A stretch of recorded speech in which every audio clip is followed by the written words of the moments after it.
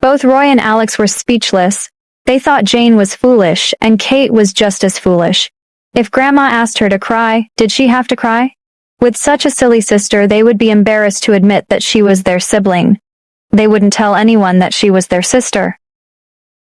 One of the boys slung his school bag and the other put his hands in his pockets, returning to their rooms nonchalantly. On the other side, Jennifer was furious and humiliated as she arrived at her mother's house with her suitcase. Grandma Hannah opened the door and saw Jennifer's bags. She was surprised and asked, "What are you doing?" Jennifer pushed the door open, dropped everything on the ground, and finally exploded. She sobbed, "That wretched old woman. She kicked me out." Hannah was taken aback and angrily questioned, "Why did she evict you?" Jennifer replied, "What else could it be? She said I don't know how to raise children and demanded that I divorce Harry." She recounted what had just happened. Hannah was infuriated upon hearing this. She placed her hands on her hips and cursed, "Who does she think she is? She can't be a mother, yet she can be a grandmother. To say such things in front of a child to a mother, how detrimental it is to the child. What is she trying to accomplish?" The dynamics of modern marriages are no longer like the relationships between mothers-in-law and daughters-in-law in feudal society. A mother-in-law should know how to establish boundaries with her son and daughter-in-law. Meddling in their affairs makes the mother-in-law a troublemaker. The mother and daughter lashed out at each other vehemently. It was as if the Crook family owed them. After venting for a while, Jennifer calmed down. She noticed that it was getting dark outside, but no one called her to return, which made her feel uneasy. "Mom, I should go back. I'll go back and beg her. Even if it's for Jane, I'm willing to swallow my pride." After all, Jennifer was still afraid of being kicked out. Hannah widened her eyes. "Why should you beg her? It's because you talk too much that they treat you this way." She took out her phone and made several detours before finally speaking to a servant of the Crook family to inquire about Jane's excessive crying in the afternoon. Grandma Hannah proudly declared, "See, Jane cried so much even without you. Don't worry, they can't handle Jane. You should wait for them to beg you." Jennifer hesitated. "That's impossible." Hannah crossed her arms. "How is it impossible? Which child can leave their mother? Since Jane was born, you never left for a day, and Jane will cause trouble when she sleeps tonight," she said. "These guys cannot handle the chaos Jane creates. Sometimes it's even hard for you. So how can they think they can handle Jane? Hey, listen to your mother. Doesn't anyone know who came here? Just wait. They will beg you to come back within 2 days," she added. Jennifer couldn't make up her mind, but she felt that what her mother said made sense. It was true that no one could handle Jane's crying. The Crook family couldn't let Jane cry all night, could they? Even if she was too tired to cry tonight and fell asleep, what about tomorrow? Jane would get very angry when she woke up. She would throw bowls and things at the slightest disappointment. No one could calm her down except her. Besides, there was also Brent. Brent seemed more obedient than Jane, but he was even more difficult to deal with. He loved playing games, but he couldn't handle losing. Whenever he lost, he would angrily smash his phone. He was more stubborn than a cow. Jennifer felt relieved after thinking about it. She was also taking a gamble in her heart, wanting to give the Crook family a taste of their own medicine. She wanted to see if they would dare to divorce her after realizing that they couldn't do without her. At night, without her mother by her side, Jane's eyes were indeed red. But when she thought of the basin that couldn't be filled no matter how much she cried, she didn't dare to cry anymore. Daniel felt sorry for her and sighed. "Miss, go to sleep. You'll be fine tomorrow." Jane clutched the quilt, her mouth turned down, tears streaming down her face. "Get out! I don't want you!" She choked up and shouted. Daniel stammered, "Miss!" Jane suddenly grabbed a pillow and slammed it on Daniel's face. "Go away!" she yelled. She didn't want Daniel, she wanted her mother. Jane stopped crying and making noise, but she still had a bad temper. She swept everything off the table with a bang. Daniel had no choice but to leave and said, "Ring the bell if you need anything." As soon as he went out, he saw Catherine outside with Kate in pajamas standing beside her. Catherine asked, "Is she still throwing a tantrum?" "It's much better, ma'am. Don't be angry, she is just a kid," Daniel replied. Kate snorted. Just because she was a child, they expected her to be sensible when she grew up. That was impossible. Kate hugged the little rabbit, thought for a while, and knocked on the door and opened it. The little girl looked serious and said in a childish voice, Sister Jane, are you scared of ghosts at night? How about I accompany you? Jane glared, thinking that Kate was a mean person, and she thought that Kate said that on purpose. So she replied, I don't want you to accompany me. Get out. Jane slammed the door shut. Kate blinked innocently. What she said was true. There were ghosts. Not feeling relieved even after Jane closed the door, she opened it again and came in. Catherine said with a cold face, Let's go, Kate. Ignore her. It was a persistent problem. Kate had no choice but to take the rabbit back to the room and waved at Catherine from the door. Good night, Grandma. Good night. Catherine nodded. Catherine thought that Kate was a good child. One of her grandchildren made people feel bad, and the other made people feel concerned. No one couldn't have it both ways. She wished Jane would get better. Catherine sighed. Am I being too strict with Jane? Kate hesitated for a moment, then stood on tiptoe and patted Catherine's head. Don't worry, Grandma, everything will be fine. The little girl had a serious face and a babyish voice, pretending to be an adult even though she was still a child. Catherine couldn't help but laugh, and the melancholy in her heart was unexpectedly eased. In Kate's room, Keizo said, Come here, little kid. The master will teach you spells today. Do you know spells? The kind that can throw a fireball with a whistling sound. Kate looked skeptical. Master, I'm still young. Don't lie to children. How could a person create a fireball? She uttered. She was no longer an 8-year-old child. She was 9 years old and already knew a lot of things. Seeing that Kate didn't believe him, Keizo pursed his lips. I see. You don't believe it. That's fine. Opening the third eye is enough. Some Taoist priests can't create a single spark in their entire life. They can only use talismans to light a fire that's normal if you don't believe it. Hey, so the little kid won't be able to do it either. Kate frowned. Master, are you using reverse psychology? Don't worry, Kate won't fall for that trick. Keizo was surprised. He thought that this child was quite stubborn. She was only 9 years old, yet so difficult to handle. Kate stared at him. Master, if you were someone else, I would believe it. The corner of Keizo's mouth twitched. Even though your master and I are very powerful, I'm still a ghost, the female ghost uttered. Kate understood and nodded. Oh, in other words, master can't do it either. Keizo rubbed his forehead. Hey, how do you talk? What do you mean master can't do it? He scolded. He pretended to be offended. Master is afraid of scaring you, you know? It's too powerful. It would burn all your hair and make you a little baldy. But Kate voiced. Keizo interrupted. Okay, child, don't ask so many questions. Come on, repeat after me, abracadabra. Kate asked, Could you say it slower? On the other side, Jane embraced the quilt tightly, silently shedding tears. Though she had been trying not to cry today, now that she had calmed down, she felt deeply hurt. While crying, she absent-mindedly touched her face and found tears, so she quickly got up and filled a cup with water. Suddenly a gust of wind blew through, causing the window to softly slam shut. Startled, Jane immediately turned her gaze in that direction. She rubbed her eyes, wondering if she had seen a white figure. Jane's hands trembled and she hastily discarded the cup, diving under the quilt. Only the sound of her breath could be heard from within the quilt, but for some inexplicable reason she felt as if someone was there with her. Jane's feet were tugged. Letting out a scream, she quickly got up and ran towards the door, crying out loudly, Mom! Behind her, a white figure raised its hand and slowly approached her.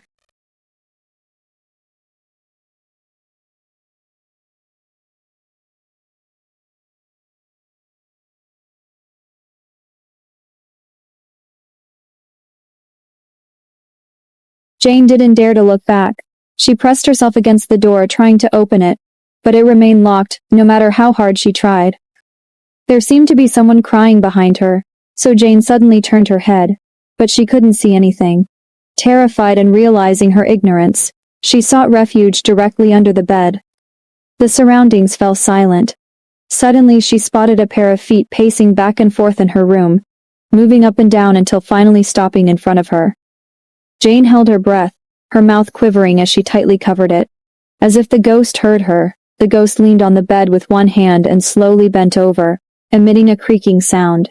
It seemed that the ghost was about to discover her. Suddenly, the door swung open, and Kate's voice rang out. The person Jane was screaming at was unknown. She then witnessed a fireball whiz through the air and strike this ghost. The pacing feet were flying, and a piercing scream echoed.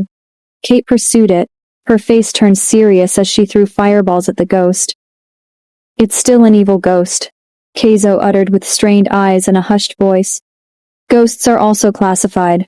Those who merely wander the world, unable to do anything but wait for their souls to depart, are called wandering ghosts. People who died of natural causes, accidents, or old age and haven't reincarnated become these wandering spirits. Then there are the ghosts who died under abnormal circumstances. They harbor great resentment or unwillingness at the time of their death. This type of ghost is called a vengeful ghost. Vengeful ghosts are highly malevolent, and under the right circumstances, they can not only willingly appear before others, but also bring harm to them. Evil ghosts rank above vengeful ghosts.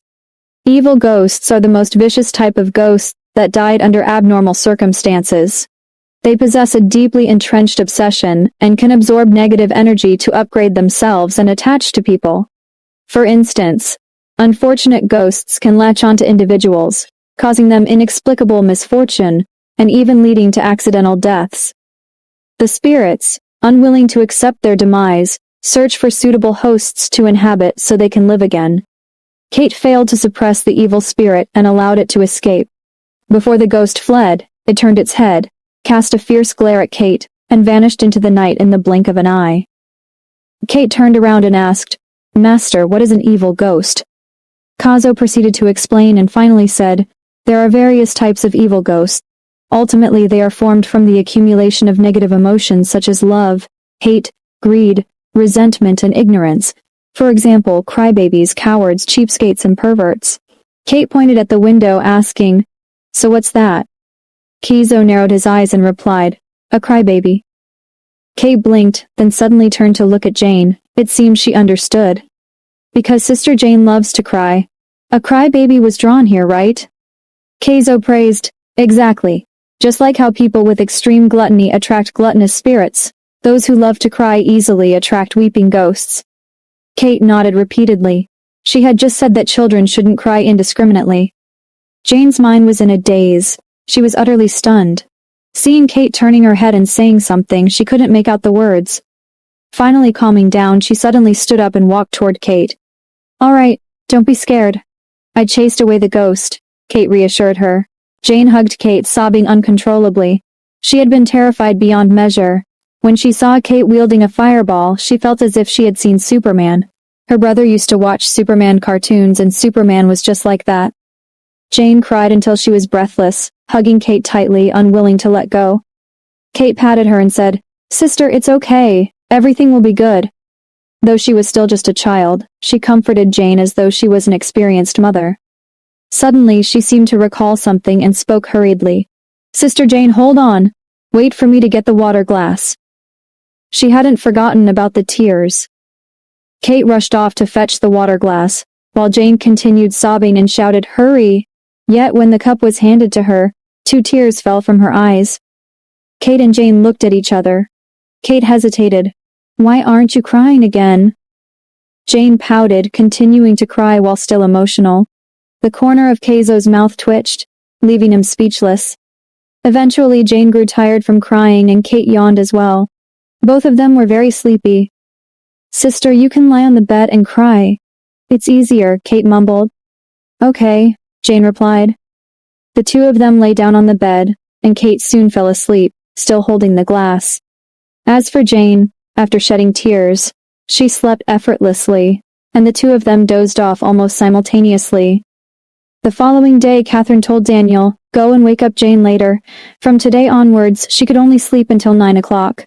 Jane used to wake up at 10 or 11 o'clock, which was seriously late. Daniel was a little worried.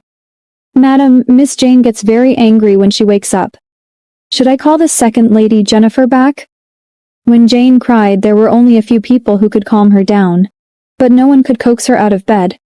Catherine said indifferently, "She wakes up very angry, and I am older than her." Daniel didn't say anything. Catherine controlled the electric wheelchair, entered the elevator, and knocked on the door outside Kate's room. "Kate, are you awake yet?" After a few days of being together, she figured out the pattern that Kate usually woke up naturally at 9 o'clock. Catherine gently opened the door with a smile on her face, hoping to see Kate's sleeping face. Suddenly, her expression changed. She screamed, "Come on, come on," she panicked. "Kate is gone." Exie, who was half asleep, stretched his neck and exclaimed, "Kidnapped! Someone kidnapped a child." On that Saturday, Albert was dealing with matters in the study, and Mason was also in the study, talking to him. Suddenly they heard Catherine's yell, and the two immediately went out. Catherine controlled the wheelchair with an anxious expression on her face. "Kate is gone! The parrot said that he saw someone kidnapping a child." Exie in the room tilted his head as if wondering when he said that. Albert hurriedly walked into Kate's room and realized she was gone. He immediately said, "Guards, check the surveillance. You guys go check the whole mansion immediately. Daniel, ask the servant who woke up early if they heard anything," he ordered. Albert's face turned cold, and he immediately took out his mobile phone after giving the orders. He was about to call 911. At that moment, a soft voice came from behind. "Uncle, what are you looking for?" Kate hugged her stuffed rabbit with one hand, rubbed her eyes with the other and yawned. Jane followed her. Jane's eyes were swollen and she didn't even turn back. Everyone was puzzled. Why did Kate go into Jane's room? And why did Jane wake up without getting angry? Meanwhile, Jennifer was having breakfast with her mother. Jennifer kept checking the time on her phone, calculating how long it would take for Jane to wake up. When Jane would wake up, she would definitely throw tantrums, break things, and cry again. The Crook family must have been exhausted last night, so they would surely call her to go back this time, right? Jennifer constantly glanced at her phone, finally waiting until after almost 11 o'clock. It was time for Jane to wake up. Hannah said, "Just wait. Within 10 minutes the Crook family will call you back." "What if they don't call?" Jennifer asked. Hannah shook her head. "That's impossible. At most, when they call, they would be ashamed and will have a serious face, but they will call."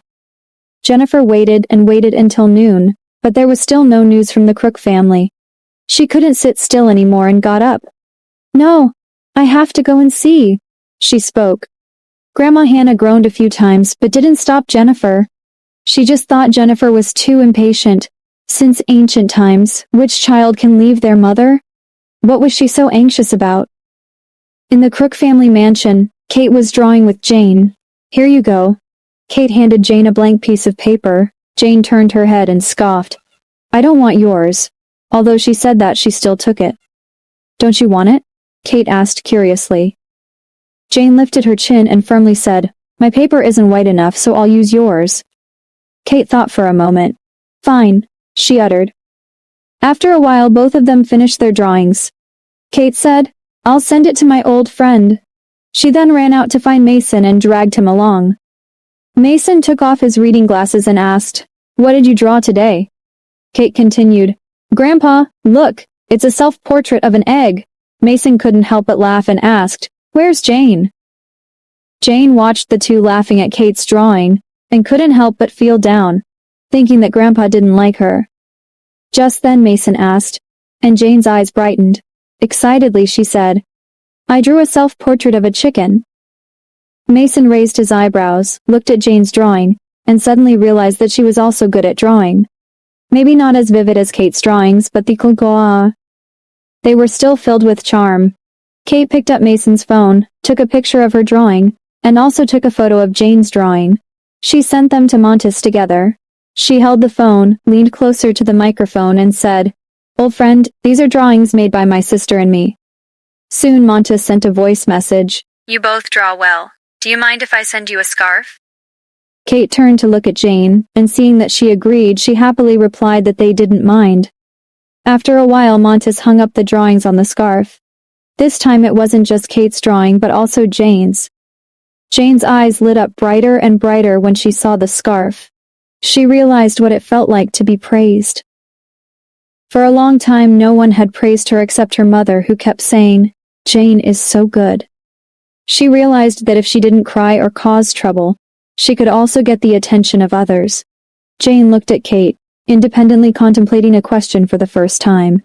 Both her grandmother and mother said that Kate was a little villain, a scheming person who came to the Crook family's house just to steal her.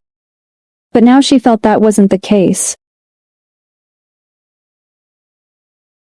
In the afternoon, Jane was feeling lonely without her mother around, so she went to find Kate again. Two girls started to catch fish in a shallow pond in the garden. Jennifer had already arrived at the Crook house, but unfortunately, she couldn't gain entry and was kicked out again. She felt dejected and couldn't accept it, so she aimlessly wandered around outside the Crook mansion. The Crook family's mansion was not completely enclosed. Some areas were surrounded by high walls, while others had a lake as a natural barrier. Additionally, to blend with nature, the mansion and the back mountain were separated only by iron railings. Jennifer saw Jane catching fish with Kate from a distance through the iron railing, and felt a pang of discomfort in her heart. She thought that Jane, being such a well-behaved child, would be influenced negatively by Kate. "Jane!" Jennifer yelled. "Baby, look over here!" Kate, who was catching fish with Jane, heard Jennifer's voice and looked up, spotting Jennifer outside the iron railing. Jane turned her head and looked around, saying, "Hey, I think I heard my mother's voice." Kate immediately covered her ears and said, "No, you didn't hear anything." After saying that, she threw the bucket away, took Jane's hand and ran into the house urging, "Hurry up, there's a big monster behind you." Upon hearing this, Jane immediately recalled the ghost from the previous night. Without looking back, she ran faster than Kate and swiftly entered the house. Jennifer was left stunned. She was on the verge of exploding with anger. It was indeed Kate, the little witchy girl. Ever since she came to the Crook house, Jennifer had experienced all kinds of incidents that stole Jane's attention and left her feeling embarrassed. And now, Jane was being lured away. Jennifer was furious. In the evening, Brent, Roy, and Alex, three Crook boys from hobby classes, returned home. Since it was the weekend, the family dinner was more formal than usual, and all 8 boys of the Crook family had gathered with their families. Mason announced, "Kate gets bored at home all day, so tomorrow let's take some time and go camping in Grand Haven State Park." Kate bit her chopsticks and tilted her head, asking, "Grandpa, what is camping?" She understood things she had been exposed to, but she wasn't quite clear about things she hadn't experienced, like camping. Chris explained with a smile, "Camping means going to the forest or a park and staying outdoors." Kate pondered, "But we have a home, why don't we stay there?" Brent sneered and said disdainfully, "You're so uncultured." After speaking, he threw his chopsticks, put his hands in his pockets, and walked out, saying, "I don't want to eat. I won't go camping tomorrow either." What was so enjoyable about camping? He would rather stay at home and play games. Mason's expression turned serious and he said, "What did you say? Come back and sit down." Brent made a face. "Shit! The Emperor has spoken, run." Albert slammed his chopsticks on the table and said coldly, "Brent." Brent fell silent. Although he was a little afraid of his Uncle Albert, he was still dissatisfied inside. He turned around and ran upstairs. Mason had a headache. Both children of Harry's family were difficult to deal with. Meanwhile, Sarah's mother, who always followed Montis's account, noticed that Montis had shared a scarf. This time, not only Kate's drawings were displayed but also Jane's. Sarah's mother felt it was extremely unfair. She believed that Kate's drawings were mediocre compared to her daughter, Sarah's talent. What on earth was Jane drawing? Was it a chicken? It didn't resemble one at all. Sarah's mother was furious. "What? The Crook family is extraordinary. In addition to spending money to advance Kate, they are currently promoting Jane as well. Why don't they try everything? The Crooks are so cunning, I swear. They only have 2 girls and their drawings are rather ordinary. What's all the fuss about?" She sneered, while Sarah sat quietly on the side, feeling sad. She was still brooding over being exposed for lying in public. The mocking and suspicious gazes she received had deeply affected her. Moreover, Kate had taken her place, and 2 aunts passing by had commented that she wasn't qualified to be a student of Montis. As time passed, Sarah couldn't let go of her resentment, and instead grew resentful towards Kate. Sarah's mother comforted her by saying, "Don't dwell on it too much, it's not your fault." Seeing Sarah feeling down, her mother thought for a moment and said, "Tomorrow you won't go to the hobby class. Mom will take you camping." Sarah's face brightened. "Really?" she confirmed. Sarah's mother was quite doting, and Sarah had been attending various interest classes since she was 4 years old. Her weekends were always packed with activities. Even on rare breaks, Sarah's mother would read books with her to instill the habit of reading. So, for Sarah, being able to go camping was a source of happiness at last. It was common for the Crook family to visit Grand Haven State Park on the weekends, to take time out of their busy lives. Grand Haven State Park was far away from Chicago, and it took 4 or 5 hours to drive there. However, the Crook family chose to fly there directly by helicopter, which took less than an hour. It was a beautiful natural forest landscape. They selected a camping site on the grassy area in front of the lake, where they could admire the serene green lake. "Wow, it's so beautiful," Kate exclaimed. Exie perched on her shoulder and squawked, "Wow, it looks so tasty." Mason, Albert, and the others couldn't help but laugh. Catherine looked around and saw all 8 of her sons there setting up tents, others fetching water. It filled her heart with warmth and happiness. She couldn't help but sigh. If it hadn't been for Kate's return, the Crook family might never have been able to reunite like this. Seated in a wheelchair, the old lady smiled as she watched Kate. The little bundle of joy chased after a butterfly, running with its legs splayed, while the parrot followed squawking all the way.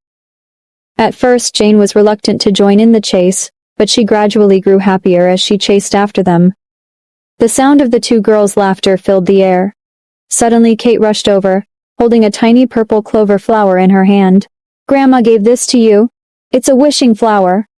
Roy and Alex, the 2 boys, were still not close to Kate and Jane. Brent, who was resting on an air mattress with his legs crossed and sneered, "How childish." On the other side, Sebastian and Harry were struggling with the tent stakes, finding it difficult to secure them into the ground. Sebastian asked, "Where's my hammer?" Harry was at a loss for words.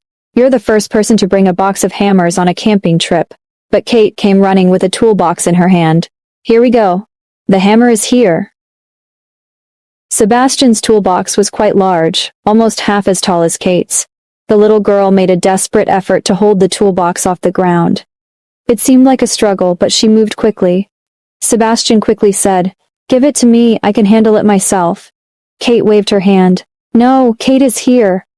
She opened the toolbox and her eyes lit up at the sight of the row of hammers.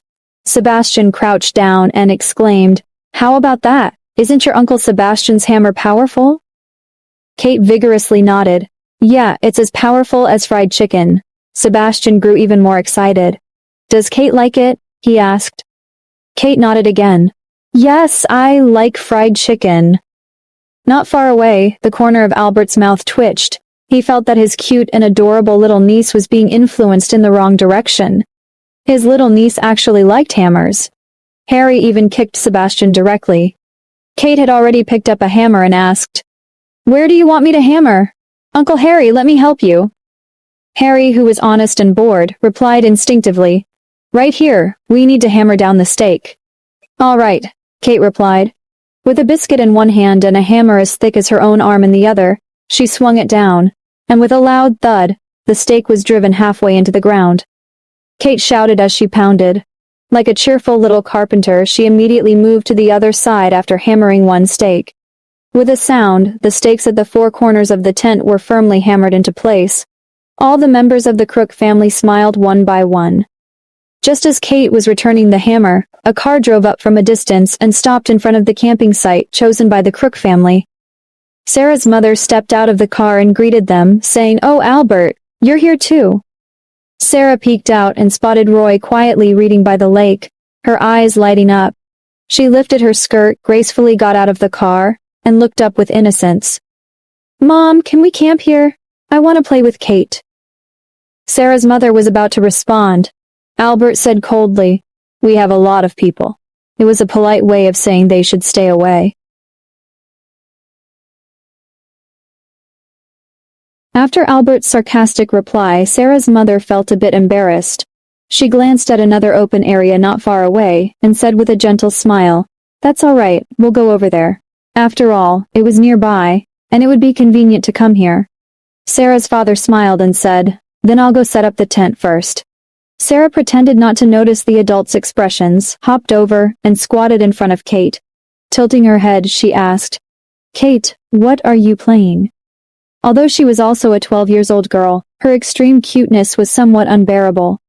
Kate didn't quite understand, but she felt that Sarah resembled her stepmother Carol.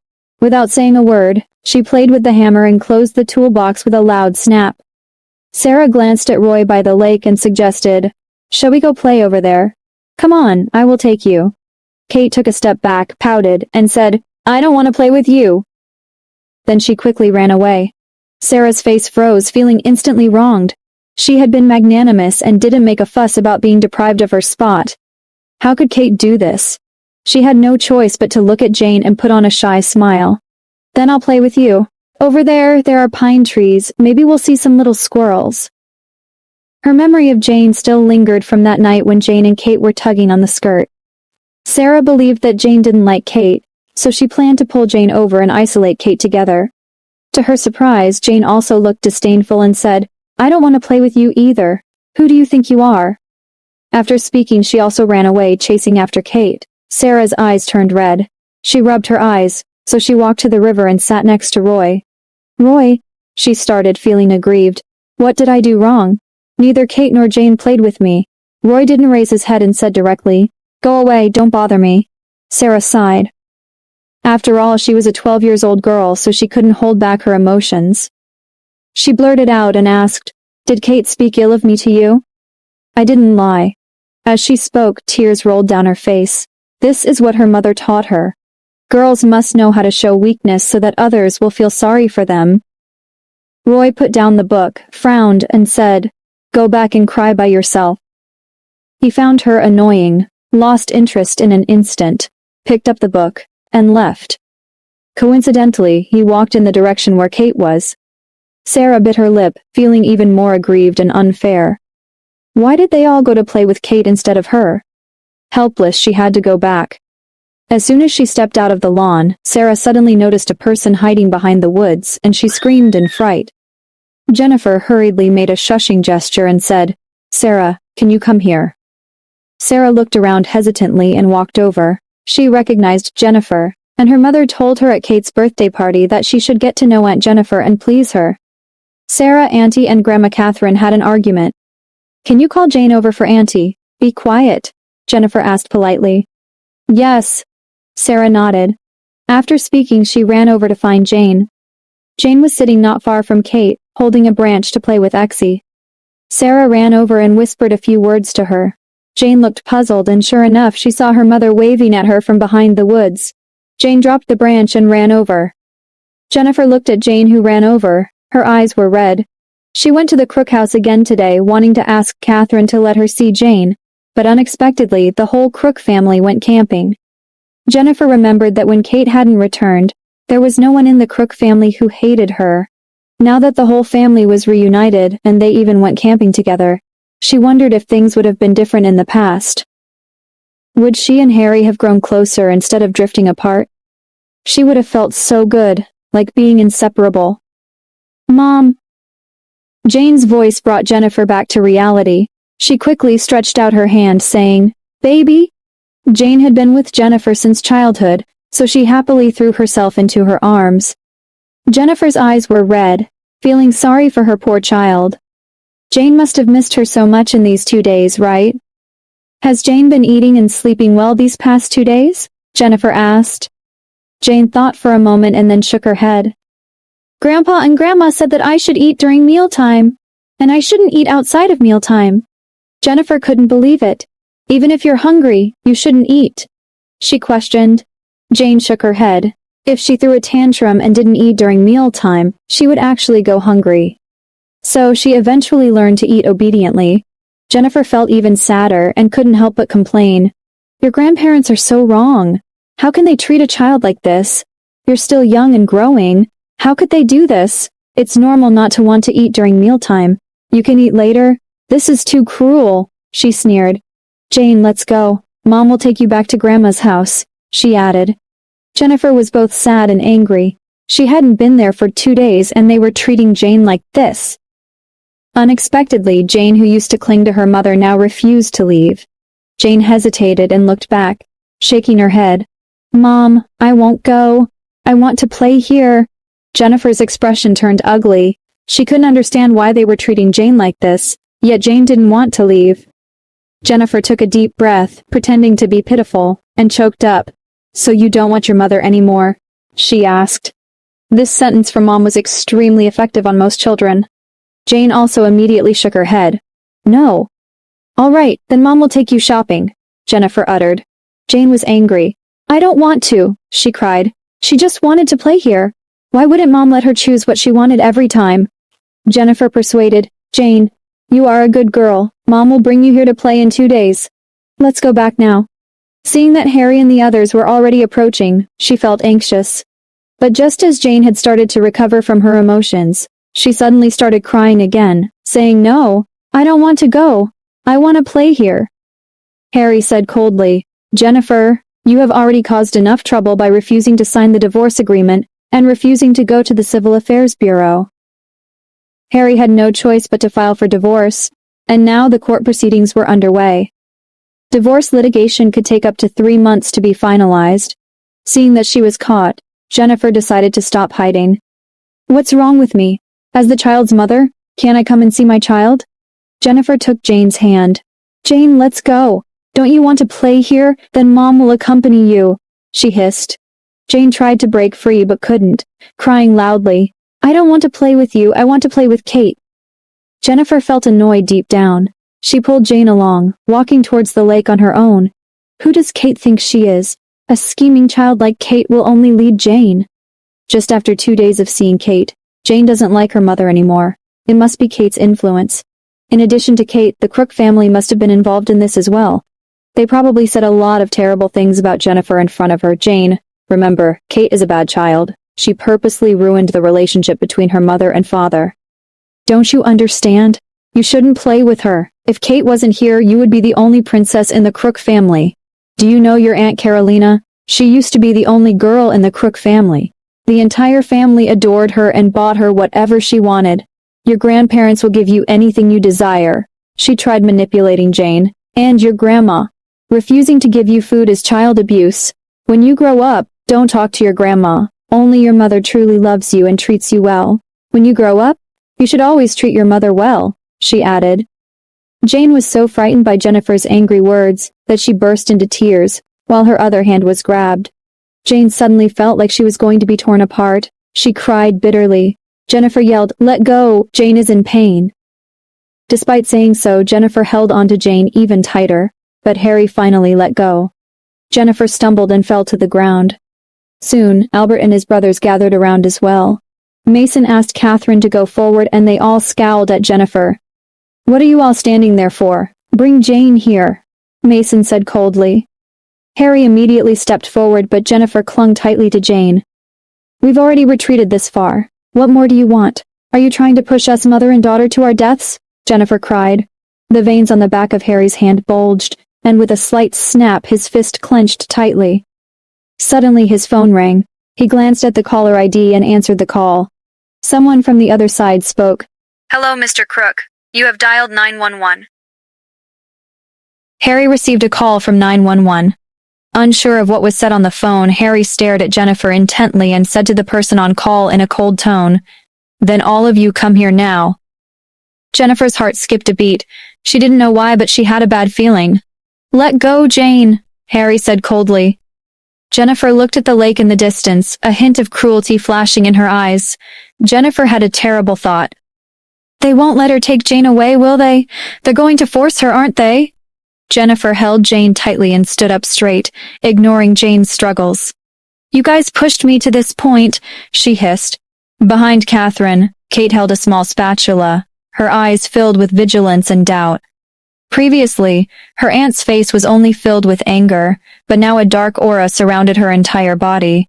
What was that dark aura? Keizo stood nearby, squinting his eyes.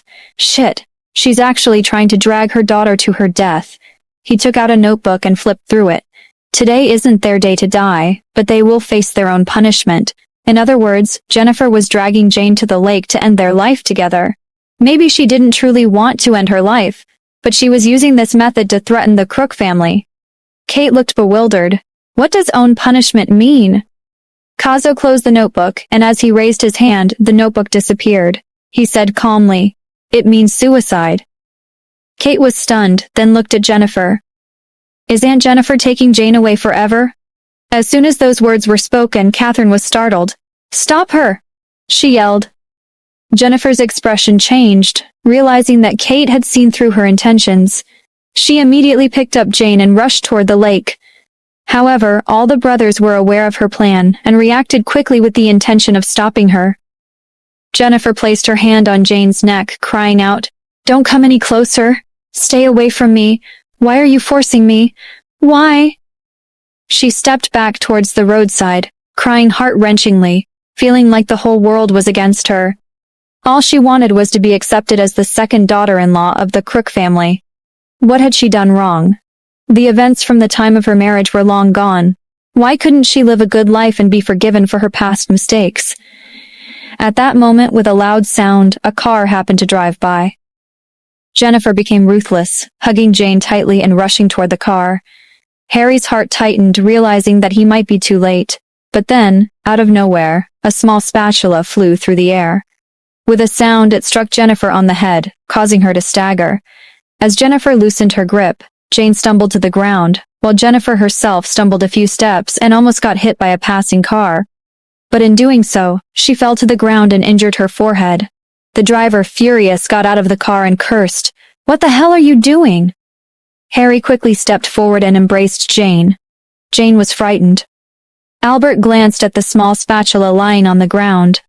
It was brought specifically by Albert for Kate, as they planned to make a cold salad together, playing in their own way. She had hit Jennifer on the head with it to stop her from killing Jane. Kate grabbed Albert's hand, feeling a bit uneasy. "Uncle Albert, I think I used too much force." She was advised by Mason to not use extreme strength and powers. She realized she had broken that rule. Albert looked at Kate's concerned face, patted her head and said, "It's okay. She got what she deserved." With the Crook family members present, she had nothing to fear about. In the distance, Jennifer lay on the land, trembling, holding her head, and shaking in pain. Her head was throbbing and blood was flowing from the wound. As she touched her head, she felt a deep gash. When she was hit by the spatula, she fell and her forehead hit a rock and slightly split open. Jennifer took a deep breath and cried as she spoke, "Harry, I am in so much pain. Hug me." The Crook family, who were discussing in whispers, paused and looked at Jennifer speechlessly. Harry usually didn't talk much, but he spoke straightforwardly. "Are you okay? Why should I hug you?" Jennifer remained silent. "Jennifer, the divorce between you and Harry will go through. Don't force me to use harsher methods to see this through. I will make your life very difficult in this city if you don't do what you're told," Catherine said coldly. Jennifer lowered her eyes to hide the grievance and indignation in her eyes. She was seriously injured, with blood all over her face, and the Crook family didn't care. She thought that was why the Crook family was insisting so much on her and Harry's divorce. Were they emotionless? But she knew that things had gotten worse at this point, and it was irreversible. Jennifer regretted it. If she had known earlier, she shouldn't have listened to her mother's bad advice. Why would the Crook family beg her to come back to the Crook mansion after whatever she had done? Why would Jane ask for her when Jane had the whole Crook family with her? She should have knelt at the door of Crook's house on the day she was kicked out and should have refused to leave. Just when Jennifer regretted and was unwilling, a police car honking came from a distance, and several police officers got out of the car and came straight to Jennifer. They shouted coldly, "Don't move, Jennifer, you are under arrest." Jennifer was astonished. She couldn't believe that she was arrested. How could they arrest her? Wasn't she the one who was bleeding with her head hurt? Had they been mistaken? She asked the officers, "Why are you even arresting me? What crime have I committed? Can't you see I am the one being hurt?" The police officer took out the arrest warrant with a serious expression on his face. "Jennifer, you are suspected of killing Tina years ago. The evidence is convincing. Now we are arresting you in accordance with the law." Jennifer was shocked from the bottom of her heart. She exclaimed, "Impossible!" There was no evidence for what happened years ago, and it was even more impossible to find evidence now. She thought that the officers tried to bluff. Jennifer looked shocked and said, "Who is Tina? What are you talking about?" "I don't know Tina." The police officer sneered, "There is a human hand hidden in the statue in the central square of Guilford Building, holding a piece of oiled paper. After technical analysis, we found your fingerprints on the oiled paper." The police officer took out another document. "There is money wrapped in oilskin paper. After we investigated the serial numbers on the banknotes, we found that the $20,000 were withdrawn by you at the ATM of Royal Bank in Chicago at the same time as Tina's death. Jennifer's heart sank. She thought and said to herself, "It's impossible, it's impossible. It's been so long, how can they still find it? Besides, the things in the statue are so secret, how did they find them?" Seeing that the police officer was about to put handcuffs on her, Jennifer was anxious and didn't know what to do. An idea flashed into her mind in a moment of desperation. Jennifer was stunned and dazed, backed away again and cried, "What are you talking about? Harry, what's going on here? Why am I here? Why can't I remember anything? Harry, I'm in so much pain. Please hug me," she continued. Everyone in the Crook family remained silent. She pretended that she had amnesia, but it surely didn't look like she had the disease. Kate tilted her head in doubt and asked innocently, "Uncle Harry, what's wrong with Aunt Jennifer? Are you pretending to be ignorant? Why is Aunt Jennifer behaving this way? Isn't it stupid?" she questioned. Jennifer remained silent. She held back the anger in her heart, held her head and shivered. She started crying loudly and said, "Ah, my head. I can't think of anything. Why am I here? Why are you arresting me?" She continued to cry out loud, "I don't know anything." The police officers remained silent. The officer that took the lead stepped ahead and said coldly, "We have seen too many people like you who pretend to have amnesia when they get caught. Take her away." Two police officers approached and handcuffed Jennifer. Jennifer cried, "Harry, save me. What happened? Why am I here and why are the police officers arresting me?" She looked at Harry with pleading eyes and spoke, "I didn't do anything. I really don't know who Tina is." She cried helplessly and was terrified. People who didn't know her acting skills would really think she had lost her memory. Unfortunately, everyone saw through her charade. Regardless of amnesia or no amnesia, people had to bear legal responsibility for the crimes they commit. Jennifer finally couldn't hold back until she was escorted into the police car. She shouted, "Harry, I was wrong. Tell the police officer to let me go. Mom, please, Jane is still young. She can't live without me as a mother," she cried. With a click, the police officer closed the car door directly, and Jennifer still lay down on the glass window and yelled. Unfortunately, it was too late. She would at least be punished for 10 years for intentionally trying to drug Harry. Moreover, Harry had already filed for divorce, which meant that she had nothing to do with the Crook family, and no one would come to her rescue after entering. Jennifer cried, tears falling down, feeling desperate. She couldn't figure out what went wrong. She had been fine all this time, so why was she suddenly discovered? Outside the car, a police officer was taking notes and showing the document to Harry for his signature. He asked, "How did Jennifer get the injury on the forehead?" Albert said lightly, "There was a dispute just now. Jennifer wanted to take the child to commit suicide, and in desperation the other child hit her." The police officer nodded while recording. "What did you use to hit her? Don't be nervous, the suspect was injured during the arrest. We will record all of this." Albert nodded in understanding and said, "She was hit with a spatula." The officer asked, "Which spatula?" Harry picked up the spatula on the ground without saying a word. The police officer saw it and was dumbfounded. "Are you sure? Such a small spatula, toy children play with a pretend kitchen game, right? Just this can cause such injuries?" "I'm sure it was the one," Harry said firmly. The police officer remained silent. Finally, the police officer taking notes left with the small spatula. Kate pursed her lips, stared blankly at the police car driving away, and remained silent for a long time. Her little spatula was caught and sent to jail.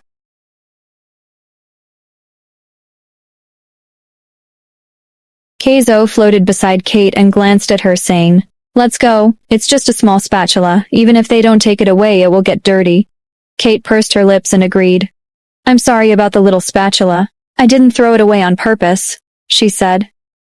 Seeing the sadness on the little girl's face, the Crook family thought she was upset. After all, arresting someone in front of a child had a negative impact, and Jane was taken aside just a moment ago. Catherine felt distressed and hugged Kate. She asked in a worried tone, "Kate, are you okay?"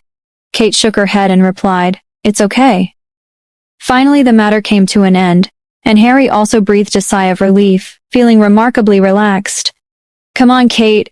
Your Uncle Harry will take you to eat," he said. Unknown to everyone, a shadow in the tree and the small forest nearby trembled slightly. A black figure wriggled on the grass, and when it looked up, its face was covered in blood. Keizo floated beside Kate and glanced at her, saying, "Let's go. It's just a small spatula. Even if they don't take it away, it will get dirty." Kate pursed her lips and agreed. "I'm sorry about the little spatula. I didn't throw it away on purpose," she said. Seeing the sadness on the little girl's face, the Crook family thought she was upset. After all, arresting someone in front of a child had a negative impact, and Jane was taken aside just a moment ago. Catherine felt distressed and hugged Kate. She asked in a worried tone, "Kate, are you okay?" Kate shook her head and replied, "It's okay." Finally, the matter came to an end, and Harry also breathed a sigh of relief, feeling remarkably relaxed. "Come on, Kate. Your Uncle Harry will take you to eat," he said. Unknown to everyone, a shadow in the tree and the small forest nearby trembled slightly. A black figure wriggled on the grass, and when it looked up, its face was covered in blood. The figure extended a bloody hand toward the Crook family. The back of the hand, black and purple, resembled a ghostly baby with bloodied trails. It was the Crook family's first camping trip together, and Mason didn't want it to be spoiled by Jennifer. "What would you like to eat, Kate? I will make it for you," Antonio said, holding a plate and wearing an apron. He gently touched Kate's head. Kate caught a whiff of the aroma of barbecue and swallowed hard. Her mouth had started to water. "Can I have some of the barbecue, please?" she asked. "Of course." Antonio smiled and replied. After Catherine finished asking Harry about the case because she was worried about what was going to happen in the future, she wheeled the wheelchair over and said, "One skewer is enough. The barbecue is hot, so you can't eat too much." Kate replied. "That's great," she said, reluctantly glancing at the nearby grill. There were grilled chicken wings, sausages, garlic shrimp, roasted beef, lamb, and chicken legs. "Goodbye, grilled chicken legs," Kate bid farewell to the skewers reluctantly. "Goodbye, grilled shrimp, goodbye, barbecued meat," she added. Her little face looked pitiful, evoking both laughter and helplessness. Antonio spoke warmly. Mom let her eat something. Suddenly, Exie started making fun of Albert as he fell. Albert, who was walking towards the river to collect fishing rods, suddenly stumbled, slipped, and fell onto the grass with a thud. His ass was about to be seen. He stared speechlessly at the parrot. Flapping its wings, the parrot exclaimed, "Run!" Kate giggled and immediately ran with the parrot. The moods of children could change as quickly as curtains being opened and drawn. At the emerald green lawn, the little round ball of energy ran ahead, with the parrot chasing behind. Roy and Alex sat cross-legged in the tent, reading a book. Brent remained slumped on an air mattress, resembling an old man playing with his cell phone. He yelled on his phone in a game, "Go up, you stupid idiot." Jane remained quiet, unsure whether she was crying too much, or she was simply just startled. She fell asleep on the air mattress. The scene was warm and beautiful, making everyone forget the unhappiness from earlier. However, Sarah soon approached them. "Kate, I'll give you strawberry cake," Sarah said with a cute expression. "My mother made it herself. It's delicious, even better than the one sold outside." The entire family witnessed what had transpired, and Sarah's mother asked her to bring the cake to find out more. Sarah smiled sweetly. There was no one in this world she couldn't win over, especially when she had strawberry cake, which no child could resist. But Kate turned her head and said, "I don't want it." Sarah suddenly felt trapped, finding Kate's response rude.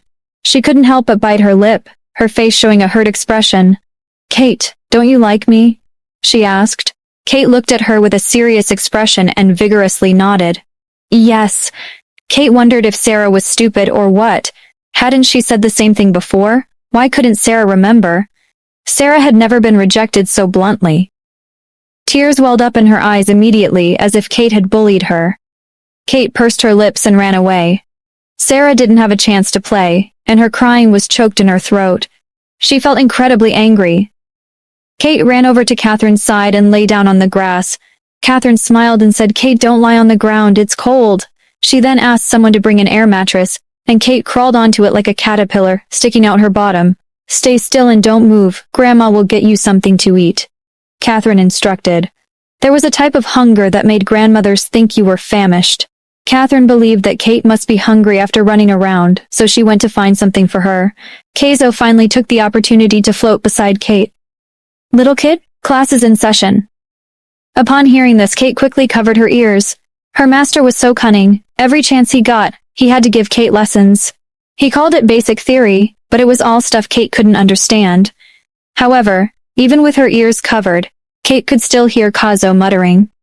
Today, the master was going to teach the 5 techniques of magic, he informed. Kate was excited. The 5 arts of magic include mountains, magic, fate, divination, and physiognomy, the master explained. The mountain technique involves practicing Taoism, alchemy, spells, and secret arts. It's a world that's difficult to reach, he elaborated. Magic is easy to understand. It includes traditional Latin medicine and witchcraft, the master continued. Kate's ears perked up at the mention of witchcraft. She asked, so does that mean we'll learn how to cast spells? Keizo replied, exactly. Curious, Kate asked, who did you learn from? She recalled a time when she saw a street performer dancing and pretending to be a witch, but she was soon caught by the authorities. Kate quickly waved her hands and exclaimed, I don't want to learn it. I'll get caught. Kazo remained silent and said, it's true that such performances can attract attention, but advanced secret techniques often require simple finger movements. Forget about that. Let's move on to the next technique, the master said. Kate looked puzzled and asked, what's next? Confusion filled her young mind. If you learn these techniques well, you'll be able to cure your grandma's illness, Keizo explained. Upon hearing this, Kate sprang up from the grass and sat upright, eager to learn. She wanted to save her grandma. Her mother had told her to take good care of grandma, so she saw this as an opportunity to help. With determination, Kate became an attentive student, eager to absorb every lesson. The master continued, fate refers to learning about destiny, horoscopes, stars, and fortune-telling. Divination involves practices like dream interpretation. Kate raised her hand again and asked, does fortune-telling also explain dreams? I know about that too. I got caught by the police officer when my father took me out one day. She recalled a time when a blind fortune teller had predicted her future after her father went away and she was left alone. Unfortunately, the police officer arrived, and the blind fortune teller managed to escape. Her young face displayed a mix of confusion and worry. Master, can you teach me something to avoid getting caught? Kaizo replied, He wondered where James had taken her. It was all so chaotic. He asked, Kate, where did you and your father go? Kate tilted her head and replied, I don't know. Dad said he was going to buy cigarettes and told me to wait there. I waited and waited, but my father never returned. It got dark and in the end, a police officer brought me home, Kate explained. Kazo's indifferent expression suddenly softened. Now he understood. James didn't take her out, but he wanted to abandon her. Keizo sneered and asked incredulously, were you waiting there? Kate nodded, confirming, yes. She had obediently stood on the square floor tile without running around. However, her father had eventually forgotten about her. As she spoke, the smile on Kate's face gradually faded, and she asked softly, Dad wanted to abandon me, didn't he? Deep down, she felt like she had been abandoned when her father walked away without looking back. She knew her father didn't want her anymore. She had stood there for a long time, surrounded by a crowd, but she didn't know where to go. Kazo was speechless for a moment. He advised, in the future, if someone doesn't want you, don't let them affect you. Little one, remember, the person who abandons you doesn't deserve forgiveness, and they don't deserve to make you sad. Kate half understood his words, and soon a smile appeared on her face. A child's emotions changed like the sky in June, shifting quickly. Perhaps Kate had grown stronger than before. With the love of her grandparents and uncles, she no longer dwelled on the pain she had experienced. Master, please teach me Latin medicine. If I know Latin medicine, I won't get caught. And maybe I can even appear on TV, Kate exclaimed.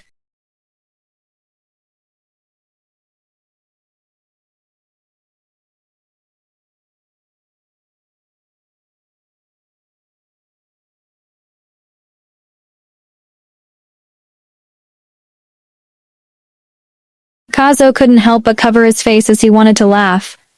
Why do you want to be on TV? He asked casually. Kate immediately imitated the TV commercials and said, After careful consideration, I have made the decision to break tradition and share the secret recipe passed down by my ancestors for free. She continued, I am the miraculous Dr. Queen, the descendant of renowned doctors. I possess an ancestral secret recipe that can cure all diseases. It can cure headaches, toothaches, back pain, foot pain, indigestion in children, diarrhea, loss of appetite, coughing in the elderly, wheezing and coughing in young people with kidney dysfunctions, and everything. Kazo, unable to find the right words, remained silent. Isn't it amazing? I would be on TV, Kate exclaimed. This time not only did the corners of Kazo's mouth twitch but his eyelids as well. You know nothing, you yearn blindly, he said speechlessly. Do you know that those people were all arrested later? He asked. Kate was stunned, and she thought that her master was not at all worthy of her trust, as she might get arrested. She knew that she could be arrested, but she wanted to go all out for her grandmother. Seeing the expression on Kate's immature face, Kazo knew what she was thinking without even asking. He gave up on explaining. Latin magic is the traditional magic of our past generations, Kazo began to teach directly. Kate listened carefully, and Kazo talked for a long time. But when he turned around, he saw Kate asleep. He was feeling really abandoned and useless because of Kate, but was helpless. Catherine sat not far from Kate, looking at the scenery cheerfully, and then at Kate. Seeing that the little girl and the parrot were muttering for a long time, and then fell asleep by themselves. Her heart couldn't help but soften, and she whispered for someone to come and carry Kate back to the tent. Albert came over quietly and asked Catherine in disbelief, Is she asleep? Catherine smiled and uttered, This little girl is so much fun. I just played with her a bit and she fell asleep in a blink of an eye. Maybe she's tired from running around earlier. On the other side, Jane was up and was having a barbecue with her father, Harry.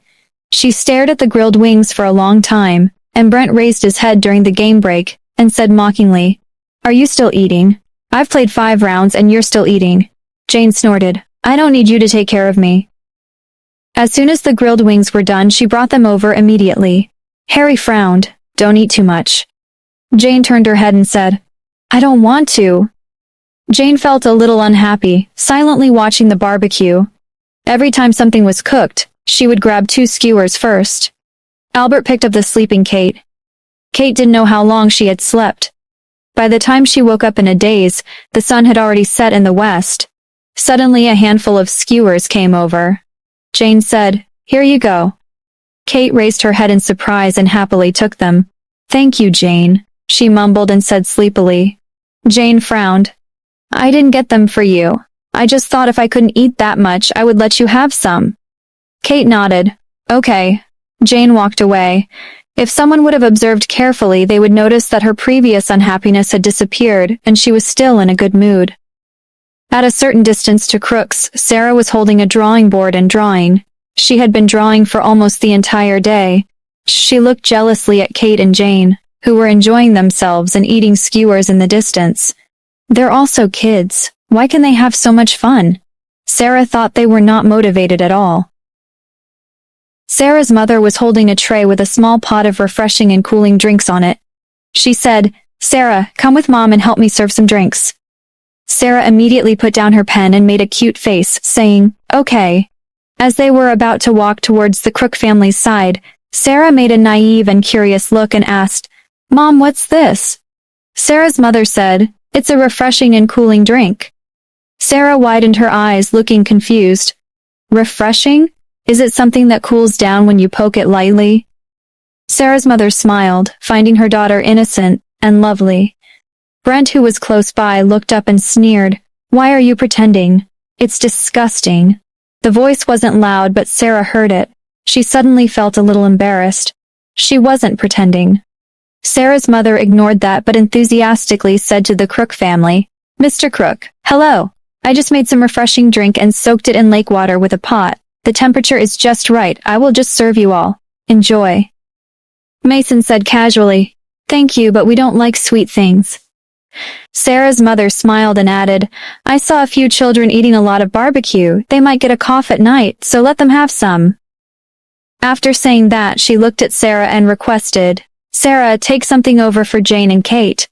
Sarah responded promptly, took 2 bowls of the refreshing drink with a spoon, and said like an older sister, "Here you go, Kate and Jane. My mother prepared this for you." Catherine looked at her and couldn't help but roll her eyes. She wondered what a convincing mother Sarah's mother was. She tried her best to make Sarah look like a well-raised child. While the adults were talking, Sarah brought a bowl of the refreshing drink to Kate, who was eating barbecue. "Have something, Kate." Sarah smiled sweetly. Kate stopped, shook her head and said, "I don't want it." After speaking, she wiped her mouth with a tissue, got up, and prepared to run to Catherine's side. But suddenly Sarah groaned and fell to the ground, spilling the bowl of refreshing drink on herself. Kate was stunned for a moment. Everyone heard the sound and looked over. Sarah's eyes turned red and she said with a sense of grievance, "Kate, why did you push me?" Kate was blank and stunned as she knew she didn't push Sarah. Kate pursed her lips and glanced at her. She wondered that even though Sarah looked different from her stepmother Carol, she was all too familiar with that expression by now. Her stepmother always wore that expression whenever this happened, and every time her father would turn around and scold her. Clearly she hadn't done anything. Kate said directly, "I didn't push you. You fell on the ground yourself." Sarah bit her lip and rubbed her red-rimmed eyes. She replied, "Kate didn't do it on purpose. It's all my fault." Kate pursed her lips. Any other child might have been fooled and not known what really happened. But Kate was too familiar with this situation. She looked at Catherine and said, "Grandma, I really didn't push her. I just stood up after eating some food and then Sarah suddenly tripped." Catherine picked up Kate and affirmed, "It's okay. I believe that you didn't push her.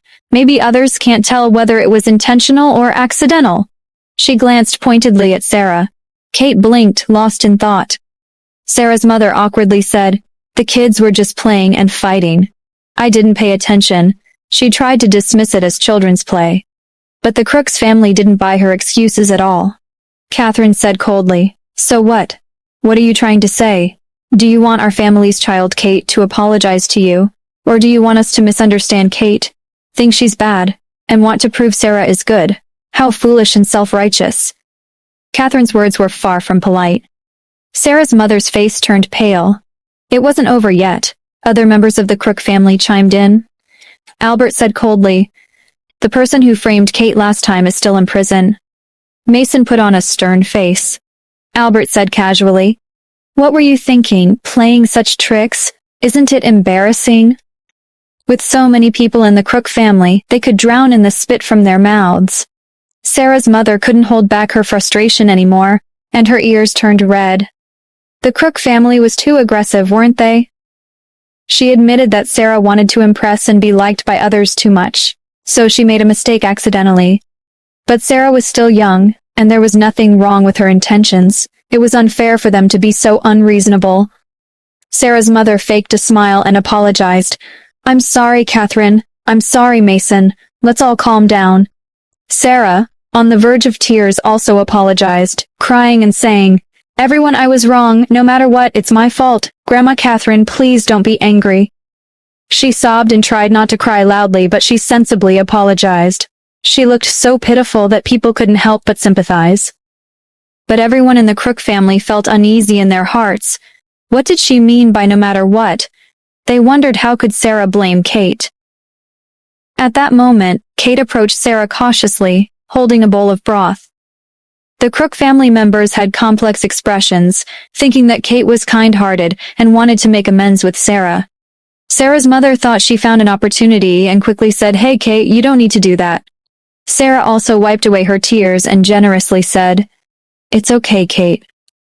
Before the words could even leave her mouth, Kate placed the bowl of broth on Sarah. The red string on Kate's wrist faintly glowed red, and the liquid splashed onto Sarah's face. Sarah's words abruptly stopped. Kate said sternly, "Hey, this was intentional. Earlier, you were being careless. This is the difference between intentional and careless. Can you tell now?" It turned out that Kate had listened to what Catherine said earlier, so she felt the need to explain herself. Master often said that practical teaching is easier for people to remember than theoretical teaching. Everyone stared at Sarah in astonishment. Sarah lost control and exclaimed, "How could you do this?" Kate held the bowl and blinked innocently. "I'm teaching you." The Crook family members were all stunned. The little girl wore a serious expression, and her big clear eyes reflected everyone around her. She was truly explaining to Sarah what intentional and careless meant. They were all dumbfounded, though. One had to admit that Kate did well. Catherine had a smile on her face. She knew that children always did whatever they wanted. She was happy and thought that that was how a member of the Crook family should be.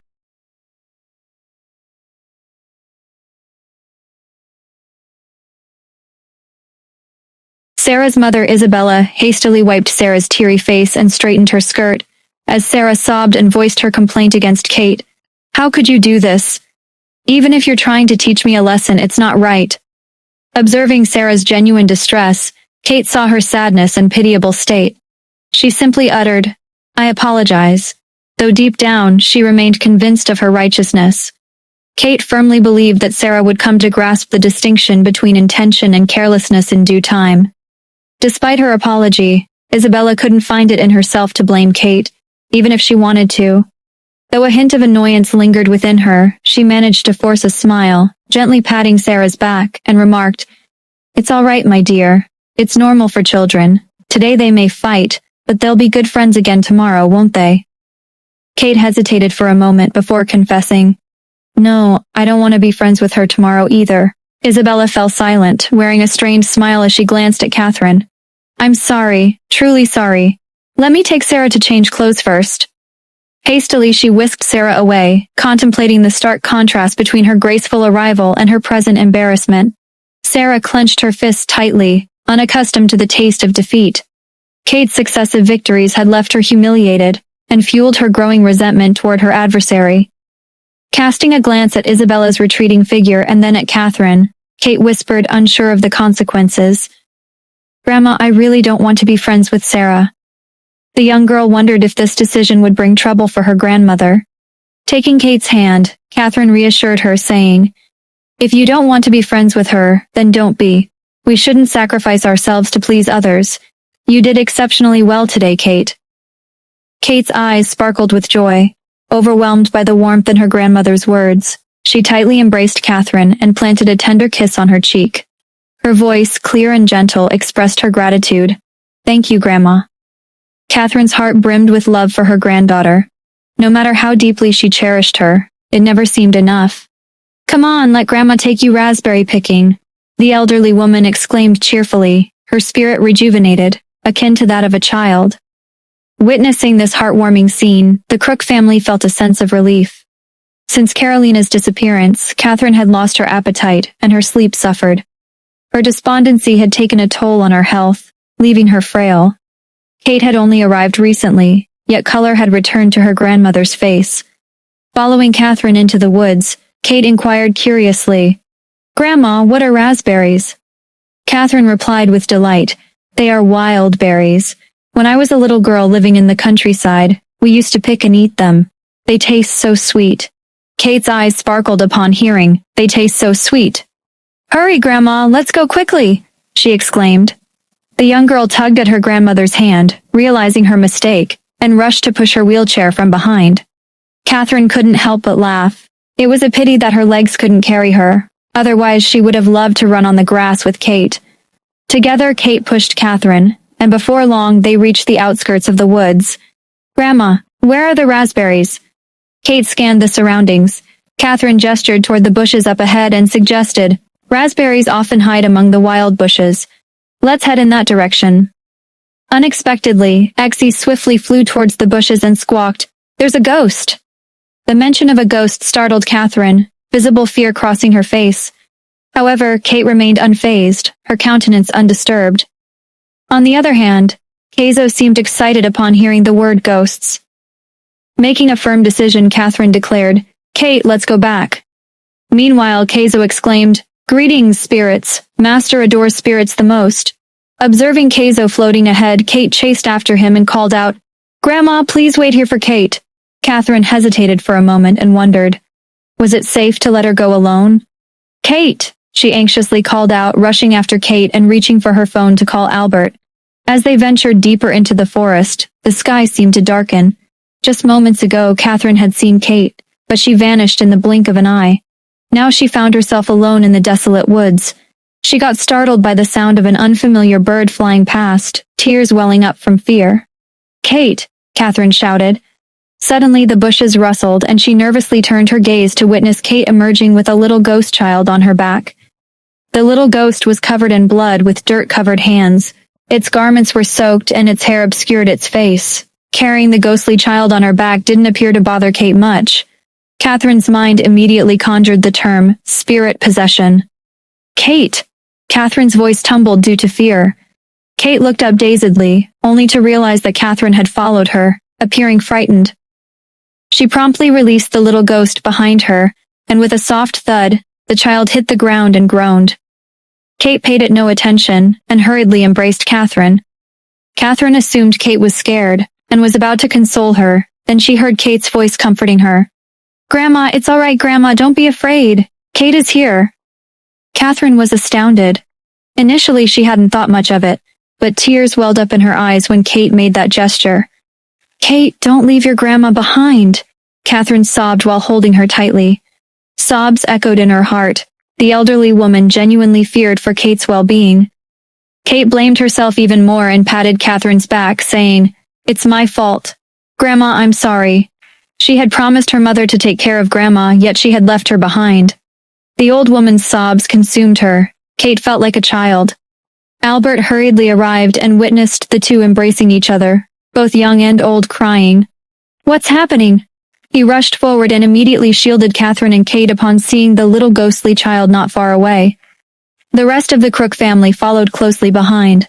The parrot perched on a nearby branch flapped its wings and screeched, "Hey, there's a little ghost." Albert remained speechless. He narrowed his eyes, took a step forward and nudged the child on the ground with his foot, turning him over. To everyone's surprise, it wasn't a ghost. It was a living child.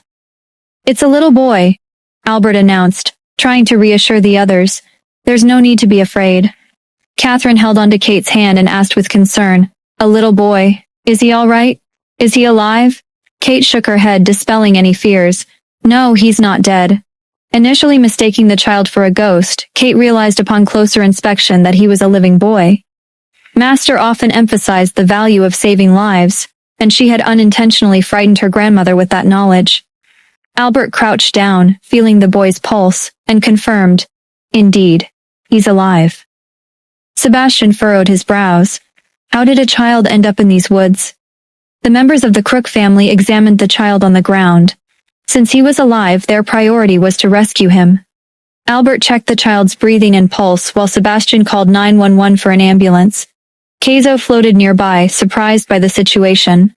"See, I taught you magic this morning, and now we have a real-life scenario," he remarked. "The concept of losing one soul out of the 3 souls and 7 souls is a classic case. I will teach you how to save him later." Kate nodded in agreement.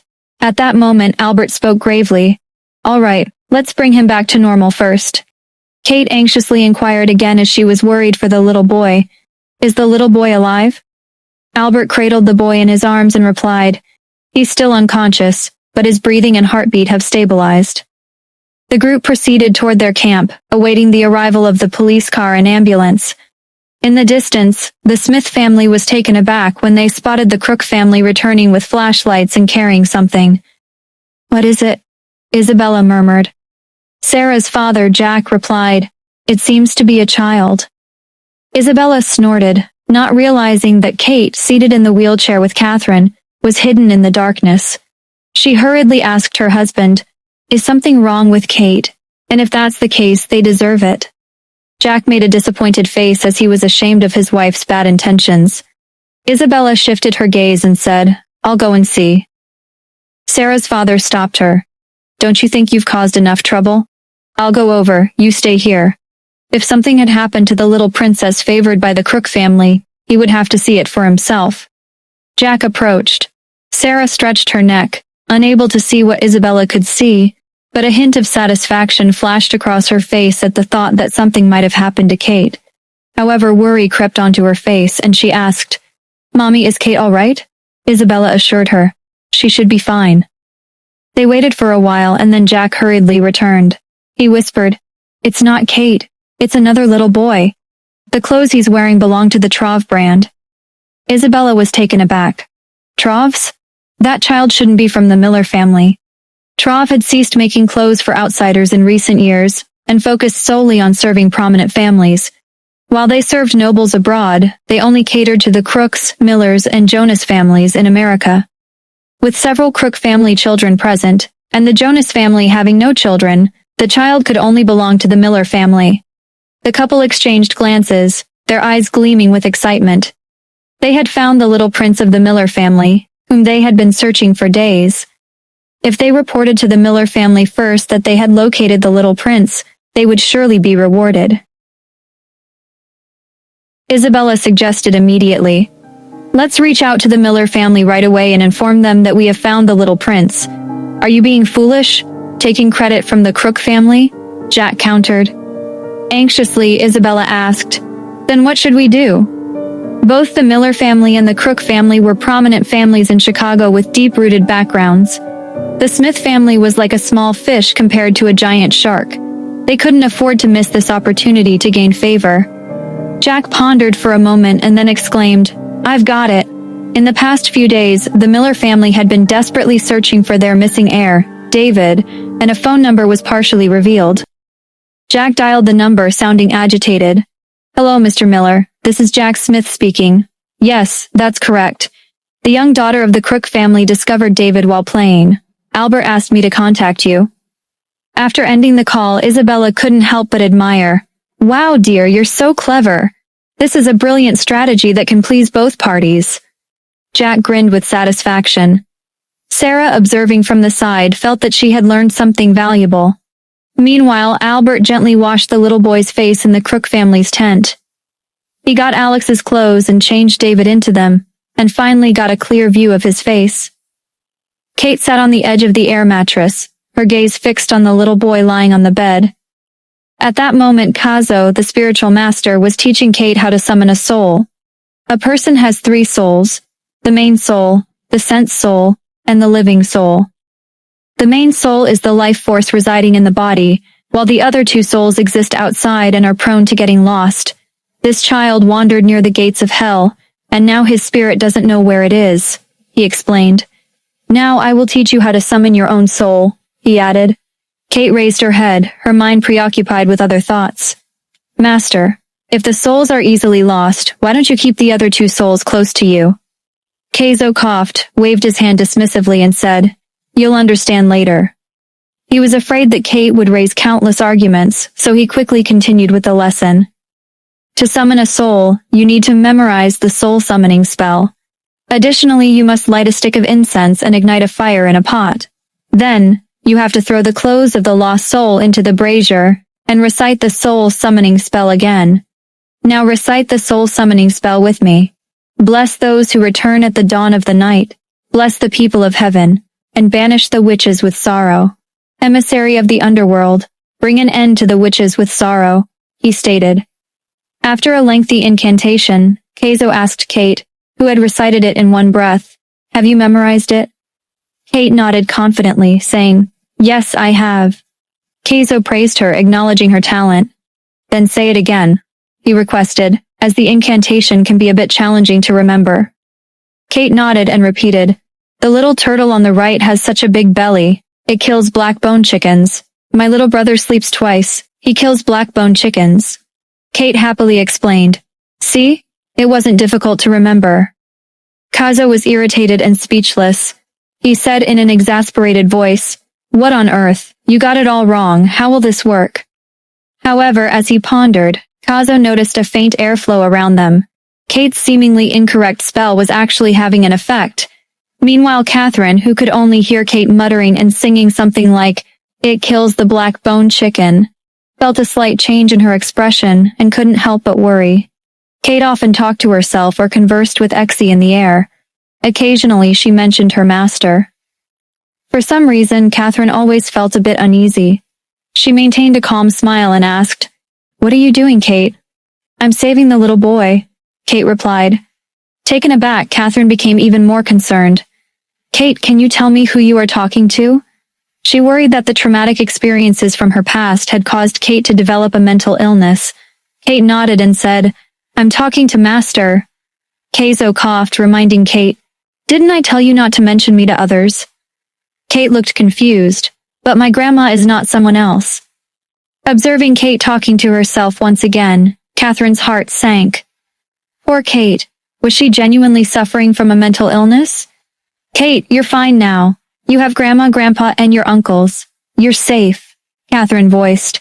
She was distressed and worried. While she had taken Kate for a physical examination some time ago, she hadn't had her mental health evaluated. Catherine not only expressed her concern, but also insisted on taking Kate away. She suspected that Kate's episode had been triggered by witnessing the little boy covered in blood, awakening her traumatic memories from the past. Kate struggled and pleaded, "Wait, Grandma, I want to save the little boy." Doubt filled her eyes. Catherine reassured her, saying, "Don't worry, Kate. Look, the doctors and the police are here." Kate looked up and indeed saw several police cars with flashing lights approaching, accompanied by a few black vehicles. It was the Miller family. Sarah's parents had been waiting on the side of the road and quickly pointed to the entire scene, saying, "Look over there." Both of them seemed anxious, as if they were involved in the matter. However, for some reason, the Miller family completely ignored them and headed straight to the Crook family's tent. Jack and Isabella, Sarah's parents, felt embarrassed and ashamed. Isabella questioned, "Why are they ignoring us?" Jack reassured, "They must be in a hurry." "Don't worry, we'll get a chance to meet David later." He glanced toward the Crook family's presence and added, "It's not wise for us to approach right now.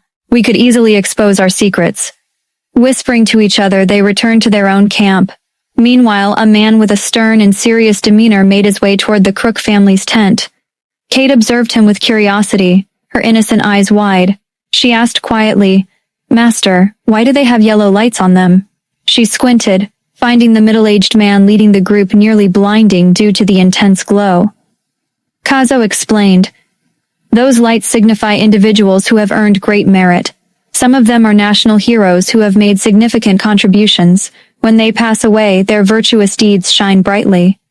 Understanding, Kate inquired further, "Then why is there still a presence of death energy within the golden light?" Having studied for some time, Kate had also learned about the aura of death, similar to Jennifer, who possessed the mark of death due to her past actions of taking lives. The man in front of her displayed both a radiant golden light and a lifeless aura, which struck her as peculiar. Kazo clarified, "That's because he too has taken lives, but he only targeted the wicked. Therefore the corrupting death energy couldn't approach him and was repelled by the golden light." A sudden realization dawned upon Kate. The man before her was someone who fought against evil, a true hero who specialized in bringing down villains. Just then the middle-aged man had arrived in front of them. Oliver, the stern leader of the Miller family, wore a cold expression that often frightened children and brought tears to their eyes. However, this little girl standing before him didn't cry. Instead, she gave him a broad grin. "Hello, sir," Kate greeted cheerfully.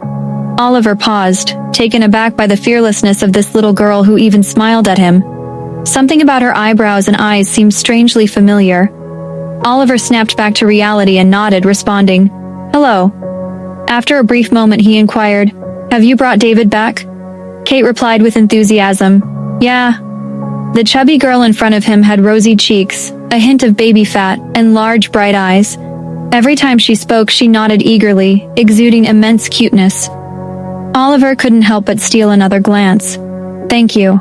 I will personally express my gratitude for bringing David back," he said, maintaining his serious demeanor. Several men in black behind him entered the tent and swiftly carried the unconscious little boy away. Oliver and Albert nodded, ready to depart, when Kate suddenly grew anxious. "Uncle, you can't leave." Kate was about to say more, but Kazo quickly whispered a few words to her, and she continued, "David's illness is not ordinary. If David doesn't wake up, please remember to come to Kate." Oliver nonchalantly nodded, not paying much attention to her words. He thought to himself, what could a 9-year-old child do? With David taken away, Oliver and his group departed. Kate watched the convoy leave, her little face still filled with worry. Catherine spoke up, saying, "All right, let's head back too." Initially, Catherine had planned to spend the night at the park and take Kate camping, enjoying the night sky and morning dew. However, after the recent events, her heart raced, and she couldn't bear the thought of getting lost in the woods. They They decided to return immediately. After consulting with the Crook family, they swiftly packed their belongings and made their way back to the Crook family mansion overnight. Kate had already drifted off to sleep in the car. Meanwhile, as the Crook family and the Miller family departed, the Smith family also gathered their belongings and left. Isabella looked enviously at Kate and remarked to Jack, "Hey, did you see that?" Oliver actually smiled at Kate. "I don't know where she gets such good luck, but it's all right. We are the ones who have informed the Millers about David." Jack agreed, "Yes, the Miller family is different from the Crook family. The Crooks have 3 boys, but David is the only child in the Miller family. Whoever is chosen by David in the future will be considered fortunate." Sarah pretended to be asleep in her car seat, but absorbed her parents' conversation, feeling a sense of unease in her heart. She couldn't comprehend why Kate always seemed to have such good luck. She wished she had been born into the Crook family and could share in that same fortune.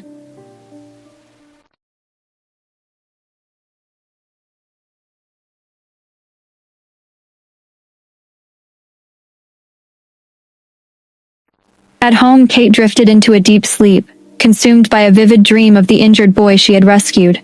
His face was covered in blood as he stared at her blankly. Startled awake, she jumped out of bed and hurried downstairs, her feet bare, urgently calling for her grandmother. "Kate, are you awake? Why aren't you wearing shoes?" Catherine exclaimed. Albert had gone to the office. Harry and Sebastian were at the police station dealing with follow-up matters, and the whereabouts of the others were unknown. Paul, dressed casually in a t-shirt and jeans, sat at the dining table sipping his coffee. Catching sight of Kate's bare feet, he motioned for her to come closer. Kate obediently approached Paul, who lifted her and settled her on a chair beside him. "Grandma, did David wake up yesterday?" Kate asked her grandmother. Catherine replied, "Grandma doesn't know yet. Wait, let me make a call and ask." Kate nodded. Paul leaned back in his chair, adjusted his gold-rimmed glasses and chuckled. "Why do you care so much about him, little kid?" Kate gazed at Paul, finding him quite charming, but his smile gave him a slightly mischievous appearance. "Uncle Paul, saving someone's life is extremely valuable, you know?" Kate earnestly expressed. She had dreamt of David but didn't know if he had survived.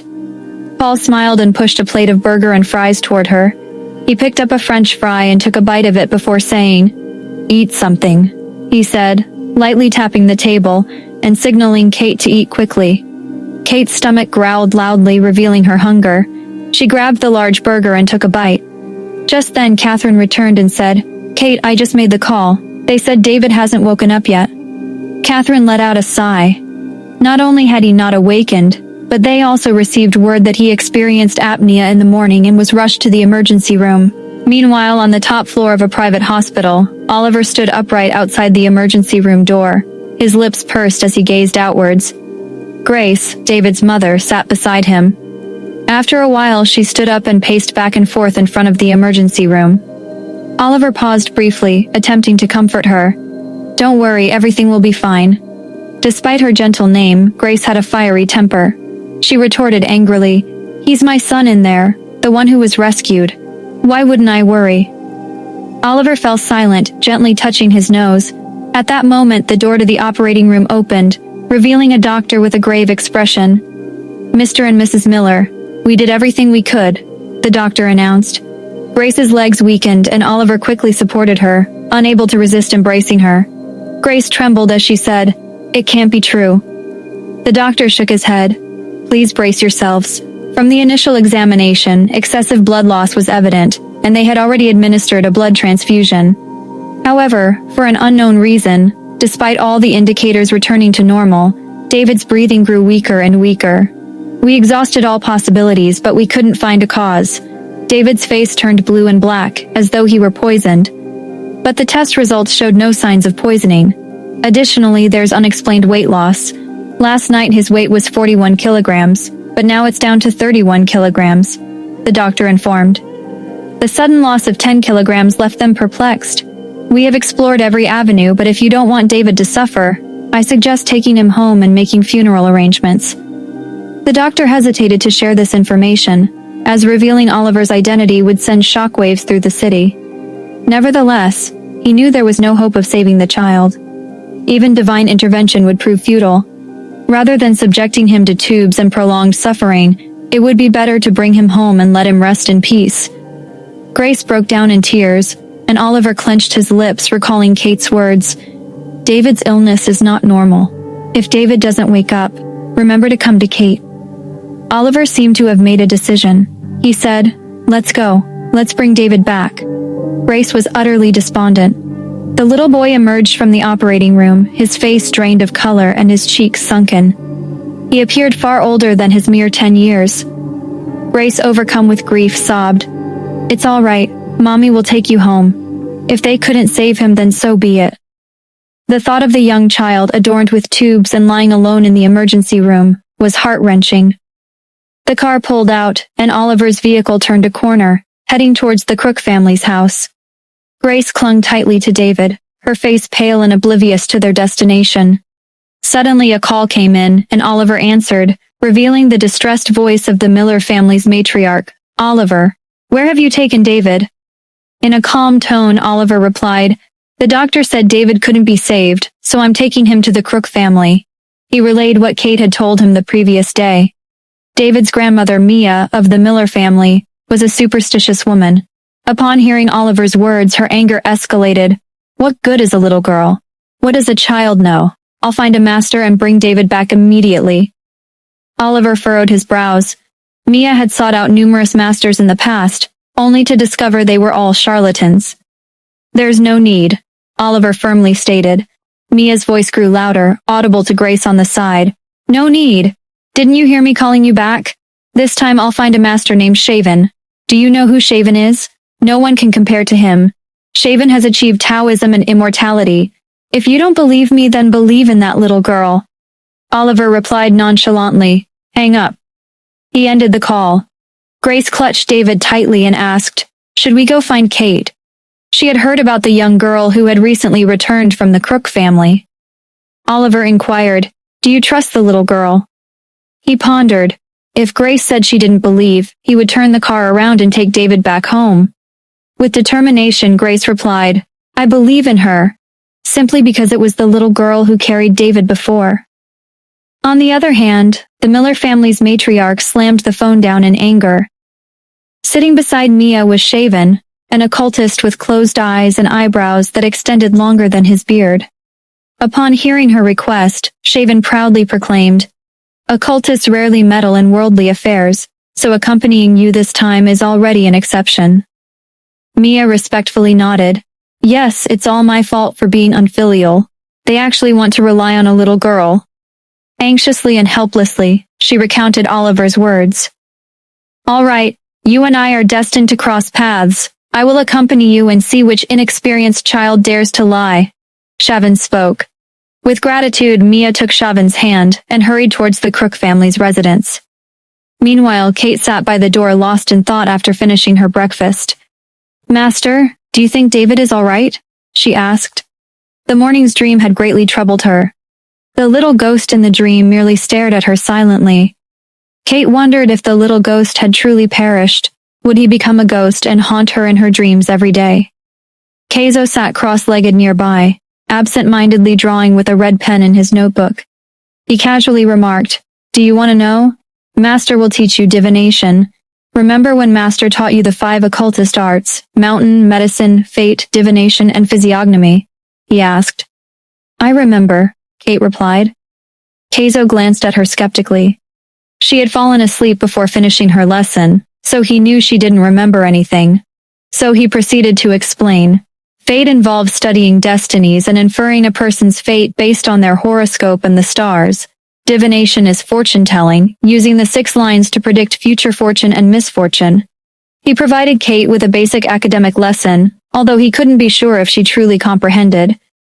"Now try the calculations on your own." "How is David faring?" he asked. Kate immediately turned her head, scanning her surroundings. Fate-telling, turtle shell, tortoise shell. These were the things she remembered. Suddenly her eyes sparkled with excitement. She dashed to the rockery pool nearby and spotted an old turtle leisurely sunbathing. "Hey!" she called out. Kate lifted the turtle and placed it on the grass. The old turtle tumbled, its shell spinning on the grass before coming to a stop. The old turtle appeared bewildered. Keizo too found himself stunned. Using a turtle shell for divination is one thing, but it's not supposed to be a live turtle shell. What kind of trouble is she causing, he wondered. However, Kate squatted in front of the old turtle, her expression serious. Keizo's mouth twitched. What is it? He asked. Kate declared, David isn't dead yet. He's coming towards us. Keizo thought to himself. Another phony prediction. Poor David will suffer. He might not make it. Kay remained crouched on the ground, clasping her knees with her hands, resting her chin on the back of her hands, and staring intently at the old turtle. The old turtle struggled, extending its head, biting a piece of grass and flipping itself over. Kate exclaimed, It's a reversal! Keizo's mouth twitched in astonishment. Wait, did she just predict a reversal? Frustrated, he pinched his fingers, then suddenly his surprise turned into astonishment as he looked at Kate. Could it be that what she said was true? At that moment, the sound of a car engine reached them from outside the Crook family's estate. Kate stood up and rushed outside. Mason's and Catherine's voices could be faintly heard. Oliver, how is David? Oh, you want to see Kate? I'll ask Daniel to call her. Kate ran swiftly, calling out, Grandma, I'm here. Catherine quickly supported her, cautioning, Take it easy. Why did you run out so quickly? Kate glanced at Oliver and the woman beside him, holding David. The old turtle told me that David is coming, so I ran out, said Kate. Upon seeing Kate, Grace felt a ray of hope. Kate, please help me, she pleaded. Grace was completely distraught, holding David in her arms, who showed no signs of movement. Kate hurried inside the house and exclaimed, Come in. Oliver took David and followed Kate's lead. Catherine and Mason hurriedly followed them. As Kate entered the house, she made her way to the kitchen. The master had instructed her to find a pot for burning paper money to call back the soul. I also need to find David's clothes, she mentioned. The housekeeper inquired anxiously, Miss, what are you searching for? Kate replied, I need to find an iron basin, paper money, and one of David's garments.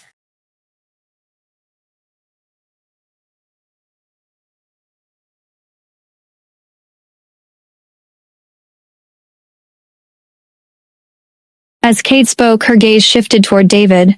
To her surprise, she noticed a slender wisp of incense emanating from the crown of his head. Kate, taken aback, whispered, Master, what is that on David's head? Keizo explained with a sad expression, That is known as the incense on top of the head. When a person is about to die, the incense appears, and once it burns out, the person will pass away. Keizo continued, A person whose life is threatened but destined to endure will not bear the fragrance of incense. The presence of incense on the head indicates an impending demise. Kazo paused to sigh before he spoke. I don't think this child can survive. Upon learning about the significance of the incense, Kate was aware that its appearance indicated a fatal condition.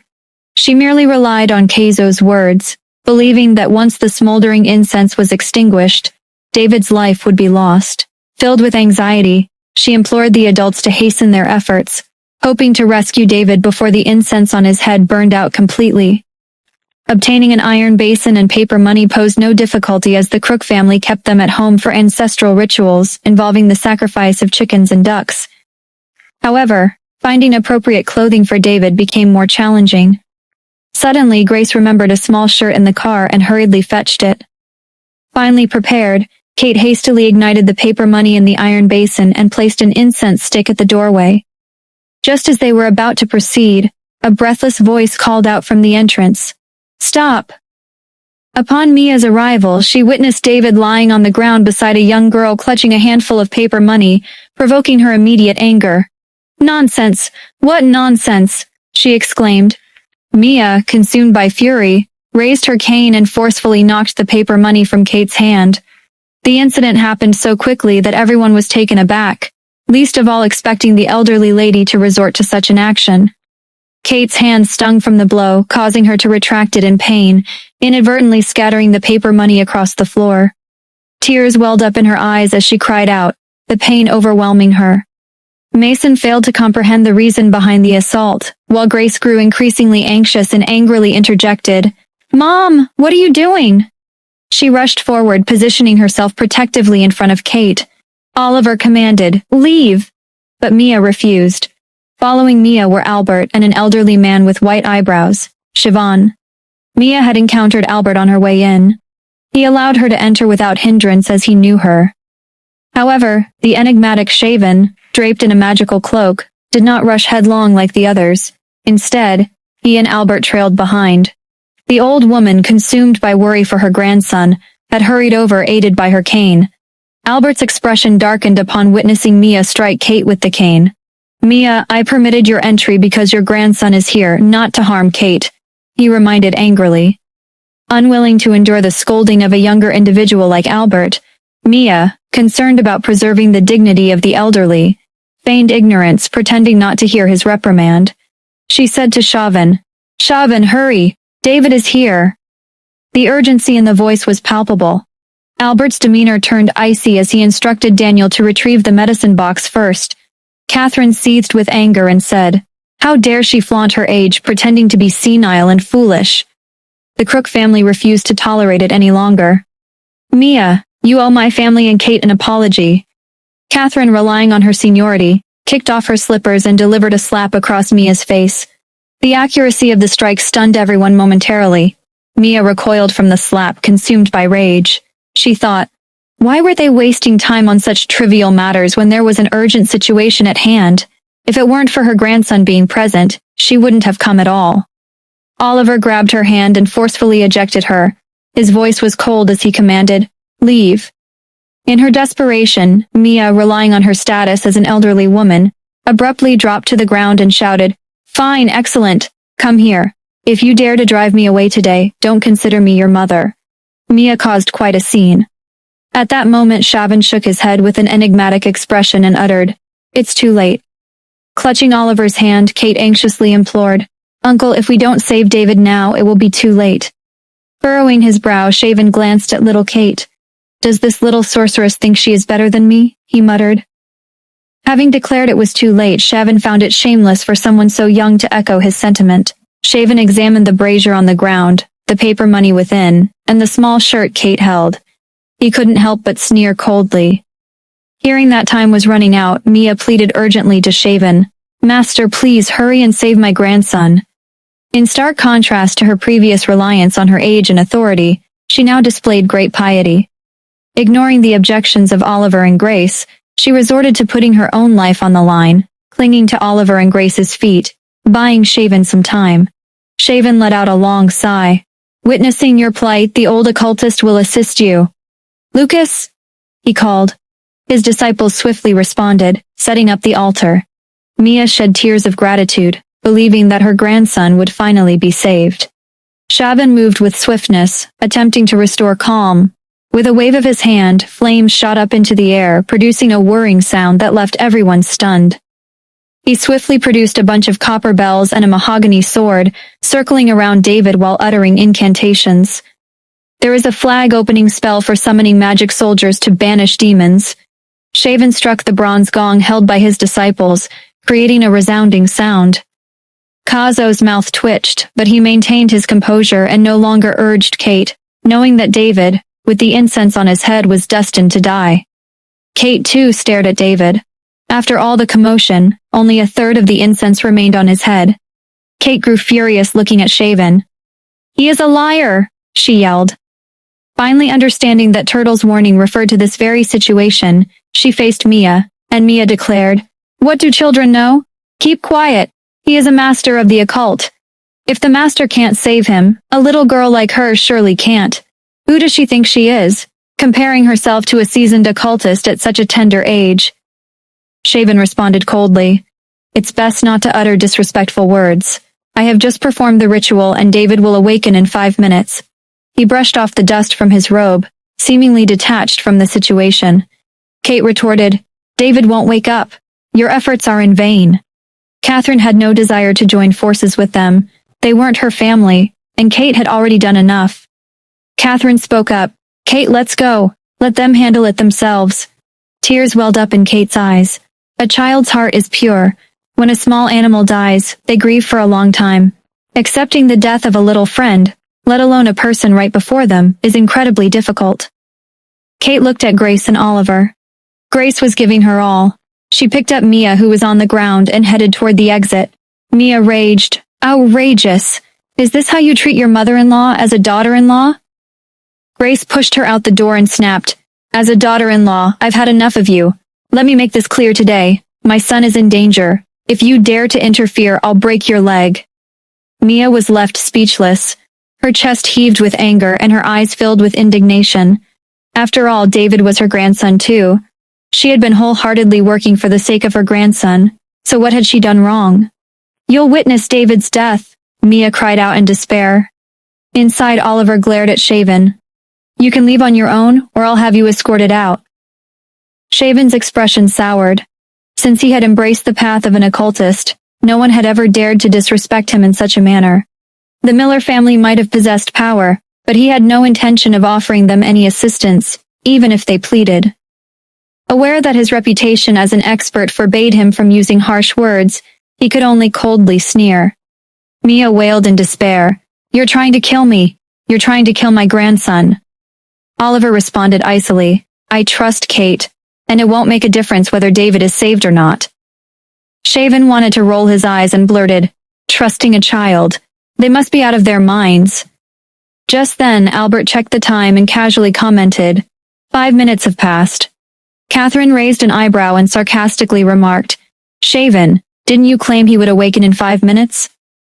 Shaven's expression suddenly became more intriguing. At that moment, a whoosh sound came from behind. Unnoticed by anyone, Kate had gathered all the paper money on the ground and set it ablaze. The flames were not as dramatic as the ones conjured by Shaven earlier, but they burned with a faint green hue. After the flames subsided, Kate tossed David's clothes into the brazier and she started chanting, "Sacrifice the black chicken." "Brother, sacrifice the black chicken." Shaven frowned, puzzled by the nonsense she was uttering. Did this little girl think it was all a mere game? "Nonsense," Shaven scolded, his expression stern. One thing he despised the most in life was individuals like Kate, who pretended to understand and dabbled in matters they did not truly comprehend. Lucas, Shaven's disciple, also felt indignant and couldn't help interjecting, "Exactly. She's merely toying with Taoism. That's all there is to it. If she can save David, I'll eat trash. I'll consume 10 pounds of it." But before Lucas could finish his sentence, David's clothes suddenly stood upright in the brazier, emitting a loud rustling sound. Shaven's face instantly froze, and Lucas's words came to an abrupt halt. The brazier crackled, casting eerie green flames that danced in the dimly lit room. David's garments straightened, and his sleeves ascended slowly as if guided by an unseen force. Outside, the sky turned ominous, cloaked in a blanket of dark clouds. Catherine instinctively wrapped her arms around herself as a gust of wind swept through the room. "This scene is utterly bizarre," she exclaimed, her voice filled with disbelief. The only person seemingly unfazed was Kate, a playful smile gracing her lips. She waved at the small shirt hovering within the brazier and spoke in a childlike voice, "Hurry back now." The little shirt descended, returning to the brazier, consumed by the vibrant flames. Meanwhile, David lay motionless on the ground, his fingers subtly twitching. Kazo reacted swiftly, pulling out his notebook and flipping through its pages with a worried expression. Confirming his findings, he realized the incense above David's head was indeed a countdown to his impending demise. How was it possible for him to return?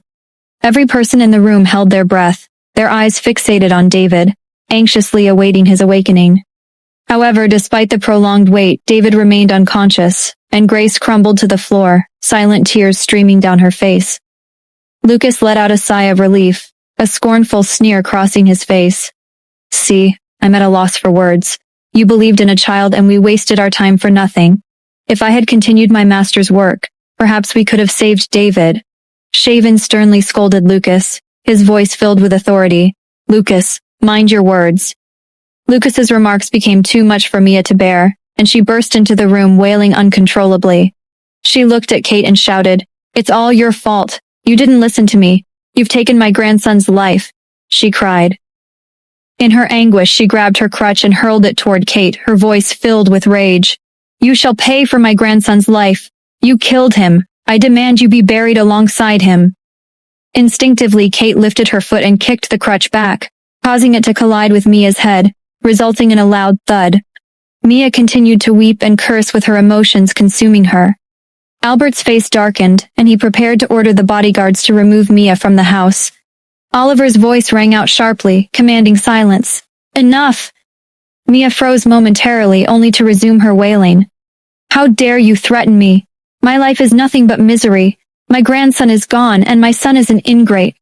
Shaven observed the chaos from the sidelines, a sense of satisfaction stirring within him. He thought this was how it should be. Their doubt in him had been misplaced from the start. To think a mere child could save someone who couldn't even save themselves was a farce.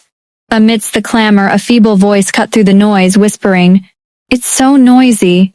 Shaven's cold and haughty expression froze in disbelief as he turned to look beside him. With great effort, David mustered the strength to support his body, slowly sitting up. Kate exclaimed joyfully, "David, you're alive." At that moment, she truly believed in the incredible power of her master.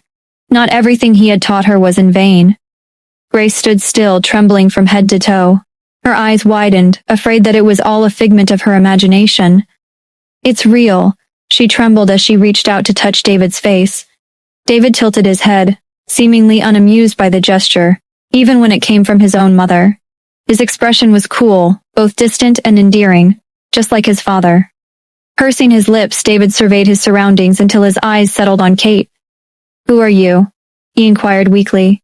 Kate smiled warmly and replied, "My name is Kate." Silently, David stored her name in his memory. Grace choked up, expressing her gratitude. "Kate, thank you so much." Mia regained her composure and crawled towards David, her body trembling. "My grandson, my dear grandson, you're awake. Just as I expected, you possess great fortune." The Crook family sneered from the sidelines. If David couldn't be saved, it would have been because of Kate, but if he was saved, it would be a blessing for their grandson. Albert's face turned cold. "Bodyguard, please escort our guests out," he ordered. Oliver glanced at Mia and spoke to Albert. "I apologize. I will handle the family matters upon my return." He refrained from saying more, understanding it would make no difference. The Crook family seethed with anger. Oliver had been occupied with his work, rarely paying attention to family affairs. He was unaware of the chaos his mother had caused, and when he recalled Grace's neglect, his heart grew heavy with conflicting emotions. "I will come to visit and express my gratitude another day," Oliver stated curtly, then turned his gaze to Kate. His eyes softened, and he reached out to stroke her head gently. "If you ever need help in the future, you can come to me any time," Oliver declared. "No matter what," he added. While wiping away her tears, Grace added, "Kate, thank you." Kate had no understanding of the magnitude of her actions or what she had received from the Miller family. Yet she felt nothing but happiness, waving her hand as she replied, "You're welcome. Saving someone's life is more important than anything." The chubby little girl could not comprehend the meaning behind her words, but she looked incredibly earnest, adorable, and endearing. Smiles scattered throughout the room. Even the stern-faced Albert couldn't help but soften his expression. Oliver and his family left the Crook's residence. Shaven had been dealt a severe blow. He felt deeply humiliated and remained silent from beginning to end. Witnessing the Miller family's departure, the others followed suit. Suddenly Kate gasped and exclaimed, "I think I heard someone say they would eat 10 pounds of stinky trash earlier." Lucas looked embarrassed, wishing he could find a hole in the ground to hide in. Shaven's face darkened, his expression as gloomy as a dark skillet as he stared at Kate, receiving reproachful glances from the elders. "You were so unreasonable at such a young age. Do you truly believe you saved David?" "How disgraceful," he cursed. With those words he snorted, whisked his robe, and left in a fit of displeasure. Kate's face showed determination, her eyes filled with uncertainty. She had indeed saved him. Otherwise, would they have been able to bring David back? The sky outside gradually cleared, dissipating the chilling atmosphere in the living room. Albert's gaze toward Kate became complicated. Meanwhile, David remained weak, and Oliver carefully placed him in the car with one hand. Mia hurriedly tried to follow, but Oliver unexpectedly pressed his palm against the car door, casting a cold look her way. "I see that my mother is in good health. I will settle things tomorrow." The old lady was left stunned. Oliver then wrapped his arm around Grace's waist, guiding her into the car before forcefully shutting the door. The car swiftly sped away, leaving Mia standing there staring in disbelief. What crime have I committed? Mia seethed with anger.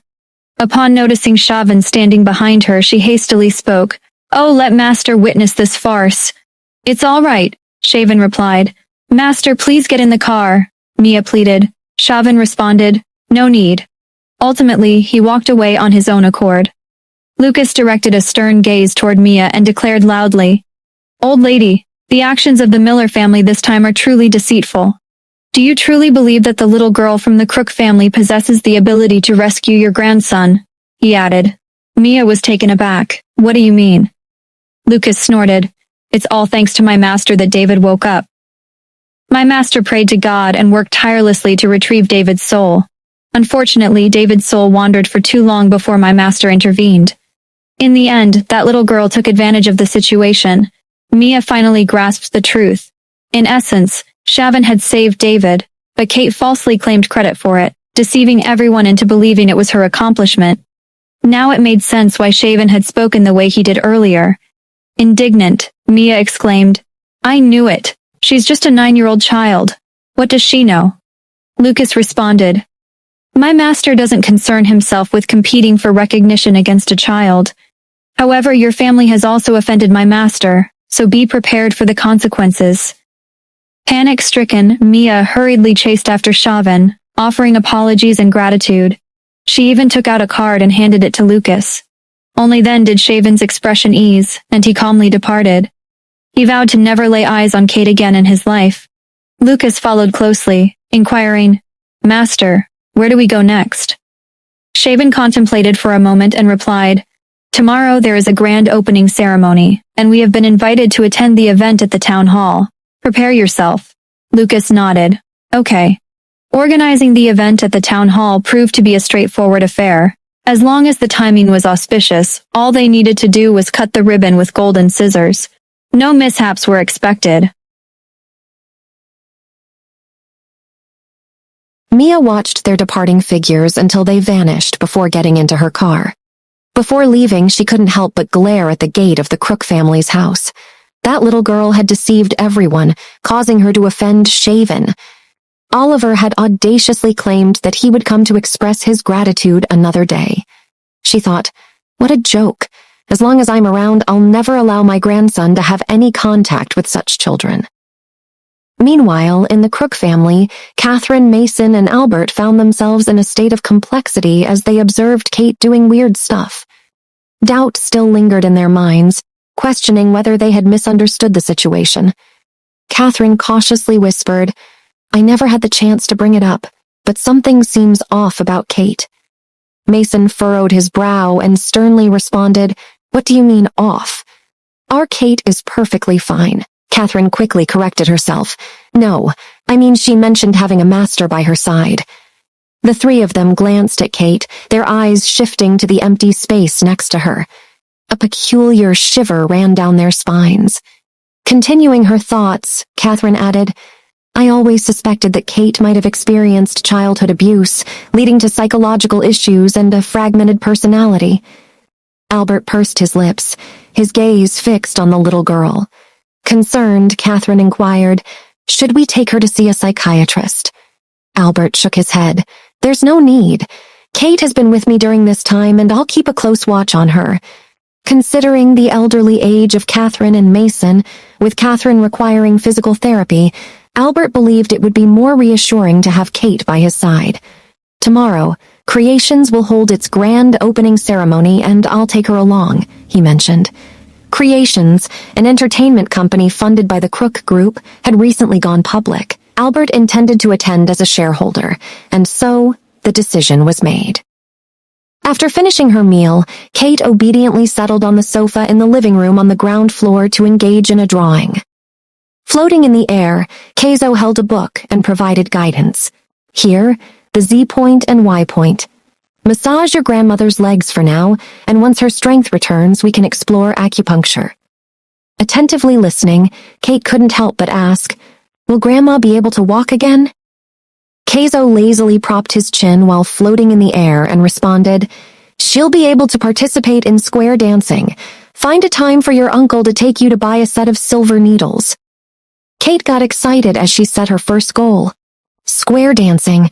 She would diligently work toward making Grandma dance in the town square. Meanwhile, Mia returned home and immediately made her way to David's room. She said, "My dear grandson, let Grandma have a look." Grace forcefully slammed the door shut. Mia frowned, seething with anger. She cursed, "Grace, open the door for me. You've grown arrogant? Do you think you have someone backing you up? Let me tell you, once you step into the Miller family, you must abide by the Miller family's rules," she scolded. Mia thought, how dare she show disrespect to her mother-in-law? Oliver returned home from the office, and entering the room, carrying a bowl of steaming chicken soup, he looked coldly at Mia. Mia complained to Oliver, "Your wife always disrespects me." Oliver replied, "You are the one who actually creates the problem." "Am I causing trouble?" Mia retorted. She paused and spoke again. "When you married Grace, I strongly opposed it. I knew from the beginning that she was not a good person. Look at how arrogant she is." Mia took a step back and yelled, "You have no idea what she's like when you're not around." Disrespecting her mother-in-law, answering with indifference, spending the whole day outside, Mia's face turned red as she said, "A married woman becomes a laughingstock when she's constantly seen outside." Oliver forcefully opened the door and entered, slamming it shut behind him. He took out his mobile phone and dialed a number. "Prepare Mia's belongings, then ask the driver to come and drive her back to her hometown in the countryside for retirement," he instructed. Unaware of the arrangement being made for her, Mia stood outside the door, her son's neglect leaving her seething with anger. She thought, "Ungrateful brat! You forget about your mother when you have a wife. Grace must have poisoned his mind against me." Mia's indignation fueled her curses. At that moment, the butler entered and inquired, "Madam, the Smith family is here to visit. Would you like to see them?" Mia furrowed her brow. "The Smith family?" The butler clarified. "They are the ones who called yesterday. They found David while camping and reached out." Mia was taken aback as she thought that Crook informed the Miller family. "Let them in," she commanded. Unaware of her impending fate, Mia put on a classy expression and assumed the role of a gracious hostess. Sarah accompanied her parents into the Miller family's residence. The Miller family differed from the Crook family. The Crook family resided in a mansion, creating an impression of grandeur, opulence, and coldness. In contrast, the Miller family lived in a standalone house, an old ancestral property passed down from previous generations, imbuing a sense of solemnity and weightiness. Jack thought, the Crook family is a well-respected powerhouse in the business field, but the Miller family wields influence in politics. Be attentive once we step inside. The Miller family was known for its loyal heroes. Mia's husband had sacrificed his life for the country, and Oliver, having become a hero himself, carried on the legacy of the Miller family. Consequently, the Miller family had very few people in the family, with David being the sole representative of his generation. In comparison to other affluent families with complex dynamics, many eyes were fixed on David, the only child. Especially the old lady of the Miller family. She now holds the final say in the Miller family. "Sarah, do you understand how to behave properly?" Jack said. Sarah nodded eagerly. The family of 3 entered the house bearing gifts and found Mia waiting in the living room. Jack hurriedly greeted her. "You must be Mia." The whole Smith family greeted Mia and paid their respects. Mia was pleased with Jack's respectful demeanor. She inquired, "Did you find out about our house yesterday?" Jack replied sincerely, "No, there's a misunderstanding. However, we were present at the time and participated in the rescue effort." Mia looked at Sarah. Sarah obediently introduced herself. "Grandma, my name is Sarah. You seem to be in good health. You must be around 50 years old, right?" Mia was taken aback. She was already 70 years old. Sarah's words filled her with happiness, and she nodded with satisfaction. "This child is good." Mia felt pleased with Sarah's family and cheerfully invited, "Please have a seat, Sarah. Sit here." Sarah complied, settling on the sofa with a poised posture, legs together and hands resting on her knees. Even at a young age, she carried herself like a refined lady, earning repeated nods of approval from Mia, their eyes filled with admiration. Both Jack and Isabella were overjoyed from the depths of their hearts. Isabella warmly inquired, "How is David doing? When we saw him last night, he was covered in blood. My husband and I were extremely worried, so we wanted to come and check on him." "Thanks to Master Shaven, he is fully recovered now," Mia responded. Isabella was surprised. Was it that Shaven the occultist? Mia suddenly felt a common bond with Isabella and nodded appreciatively. Yes, Shaven truly deserves his reputation as an immortal master. David was on the verge of death, but Shaven pulled him back from the gates of hell. "Wow, really?" Isabella exclaimed. "Absolutely," Mia confirmed. The two engaged in a joyful conversation, and Mia felt a connection with Isabella. Since Isabella held great respect for Shaven, Mia took the opportunity to inquire further. As their conversation reached its conclusion, Isabella seized the moment and requested, "May we go and see David? Sarah has been worried sick after seeing him with blood all over his face yesterday. She says she won't be at peace until she sees that David is fine. I can't argue with her on that." Mia nodded with satisfaction. Of course. As the matriarch of the family, there was nothing she couldn't agree to. Leading the group upstairs, Mia nodded her head and thought, Sarah has a compassionate heart. She's such a kind and good girl. This girl was exceptional, truly outstanding. She could potentially become her granddaughter-in-law. Mia's thoughts drifted, and Sarah's parents, sensing the old lady's intentions, felt overwhelming joy in their hearts. To be recognized by Mia meant their family was on the verge of prosperity. Amid their excitement, Isabella even offered a slight bow, and with beaming smiles, they ascended the stairs with Mia. However, at that moment, several servants emerged, dragging along multiple suitcases. Mia found those suitcases familiar, but the thought of being sent away never crossed her mind.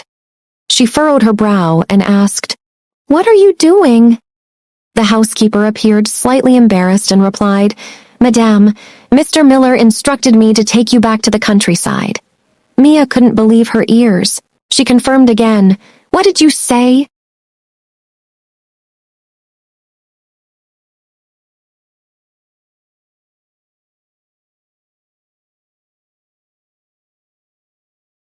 Mia screamed at Oliver. "How could you dismiss me and send me back to the countryside?" "Nonsense. Who gave you the authority to do such things? Grace, right? Bring her here," Mia bellowed. "What is this madness?" She frowned. Oliver swung open the door, stepping out with an icy demeanor. He spoke coldly. "I did." Caught off guard for a moment, Mia fixed her gaze on Oliver. "What do you mean? How could you treat your mother in this way?" Oliver retorted icily. "You only bring chaos upon the Miller family. I believe it's time for you, Mother, to retire to the countryside. You need not concern yourself with the Miller family's affairs." Mia seethed with anger. Oliver was indeed serious. Mia felt embarrassed as in front of Sarah's parents, her son wished to cast her aside. Jack and Isabella exchanged a glance, realizing that Mia wasn't the one in charge of the Miller family. Regrettably, they had been utterly foolish a moment ago. Observing Sarah's parents' expressions, Mia felt embarrassed. "Fine, you ungrateful wretch. I worked tirelessly to raise you," she cursed. Before Mia could shed a tear, Oliver signaled to the butler. The butler hurriedly summoned a few individuals, deftly guiding Mia into the awaiting car. With a resounding thud, the car door closed, and a servant swiftly handed over the large LV bag that Mia usually carried. Through her tears and curses, Mia flung objects around. You'll drive me to madness. Ouch! My heart, ouch, I'll die." Oliver's gaze remained impassive as the butler promptly arranged for the departure. Realizing that her tantrum was in vain, Mia pounded on the door with her large bag until the car windows were locked. Her blood pressure surged, her mind buzzing with anger on one hand and shock and grievance on the other. She thought, she was Oliver's mother, how could he treat her like this? Isabella spoke up. "Oh, Oliver, if you have something to say, kindly express it calmly. Even if Mia will not be here, she will still be your mother." Oliver's gaze turned cold as he spoke expressionlessly. Do you believe you have the right to discuss matters concerning the Miller family? Uncle Chris, escort them out. Jack froze, and Isabella felt intense shame. Sarah lifted her head, her innocent face soft and pleading. Uncle Oliver, my mother is only concerned. Oliver didn't even listen, turning his back and departing. Sarah felt immediate injustice, her lip quivering as her eyes reddened. In this manner, Mia was exiled from the Miller family, left embarrassed and disconcerted. Mom, Sarah cried. She couldn't bear the weight of the injustice, her tears flowing freely. Isabella was about to console her when she spotted something on the ground. She picked it up and realized it was an invitation letter from Creations, scheduled for the next day. Isabella's eyes darted around, swiftly concealing the invitation letter. Now that Mia had been driven away, they could utilize her invitation letter, claiming to represent her. The ribbon-cutting ceremony held importance, with several influential individuals in attendance. If they could make acquaintances, the path for the Smith family would widen considerably. Let's go, Isabella whispered, and the family hastily departed. The following day, Exie perched by the window, squawking and chirping, point to the moon with your left hand and hold the red thread with your right. The high notes struggled, causing the bird's melody to falter. With a swift movement, Kate's eyes flew open, blinking rapidly, appearing incredibly adorable. Who's making a ruckus? She asked. However, upon turning her head, Kate noticed Exie squawking away on the balcony of the neighboring room. Oh, it's Exie, Kate mumbled. Exie promptly retorted, I didn't cause any ruckus. Keizo's lips twitched. With a grumble, Kate got out of bed, recalling that she had plans with her uncle. She hurriedly rummaged through the closet to find something to wear. She opted for a delightful, long-sleeved pink dress, adorned with a layer of tulle and tiny cherries. The attire was coordinated. She just needed to wear it.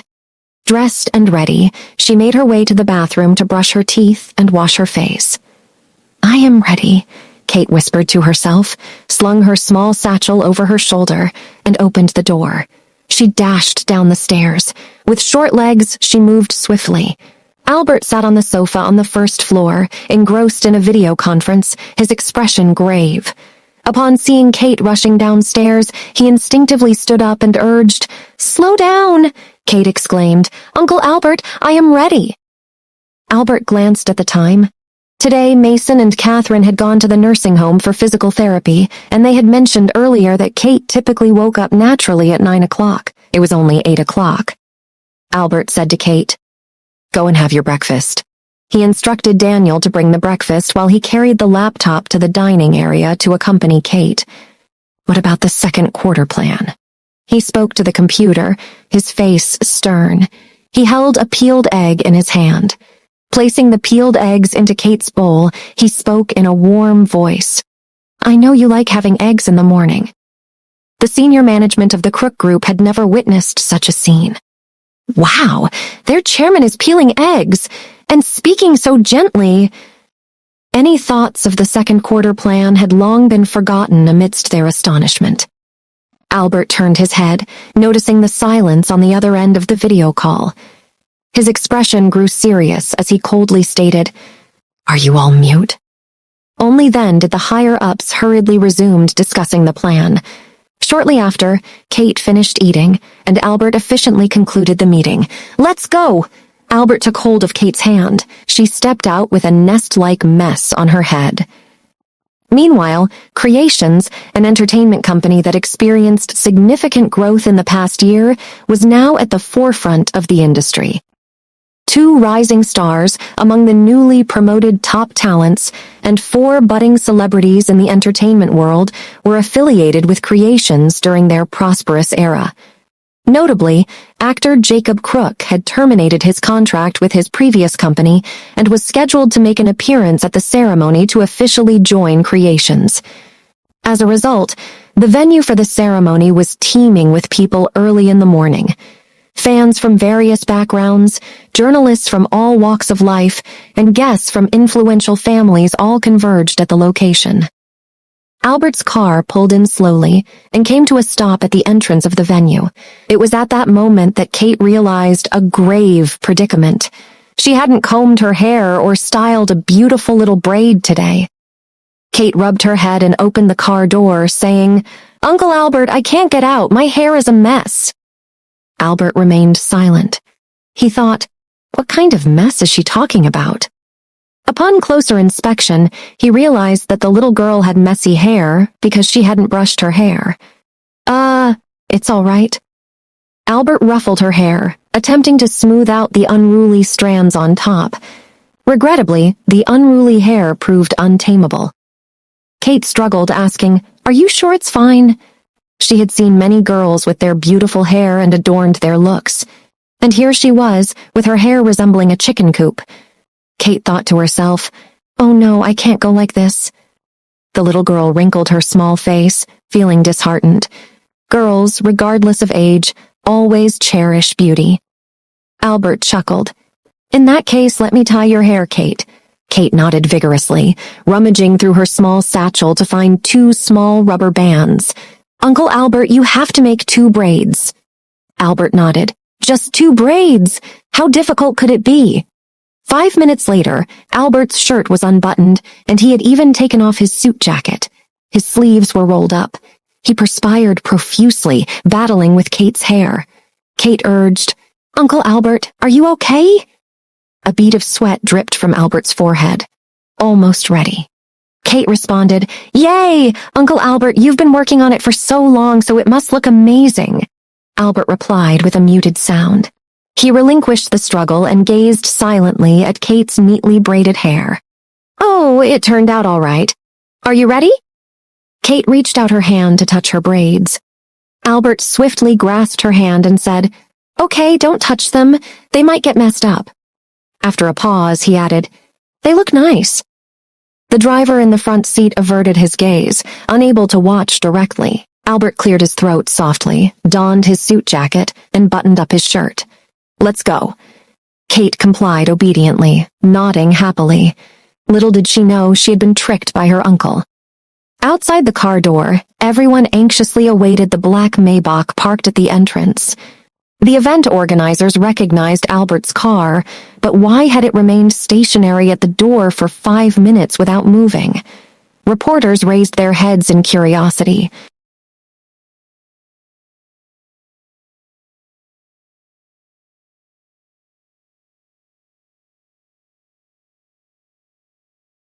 In a peculiar turn of events, Albert remained inside his car, refusing to step out, while the vehicles behind patiently formed a line, one of which happened to be the Smith family's car. Isabella, filled with worry, exclaimed, "What should we do? We just bumped into Albert." Jack reassured her, saying, "Don't be afraid, we have an invitation letter." It was all set by a gathering of prominent figures, making it a golden opportunity for the Smith family. They wouldn't give up easily. "Let's go, get out of the car and meet Mr. Mason. As long as you're human, you must appreciate a little flattery," Jack suggested confidently. He firmly believed that anything was possible. And so the Smith family disembarked from their vehicle.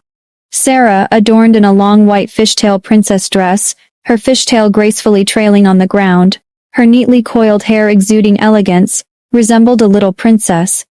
Witnessing the breathtaking sight of this beautiful young girl stepping out of the car, the reporters present couldn't resist their urge to capture the moment, frantically snapping their cameras. Sarah smiled, slightly tilting her lips and folding her hands in front of her abdomen, feeling a surge of happiness in her heart. It seemed that her choice of dress for the day was indeed a splendid one. Undoubtedly, she was the most adorable child.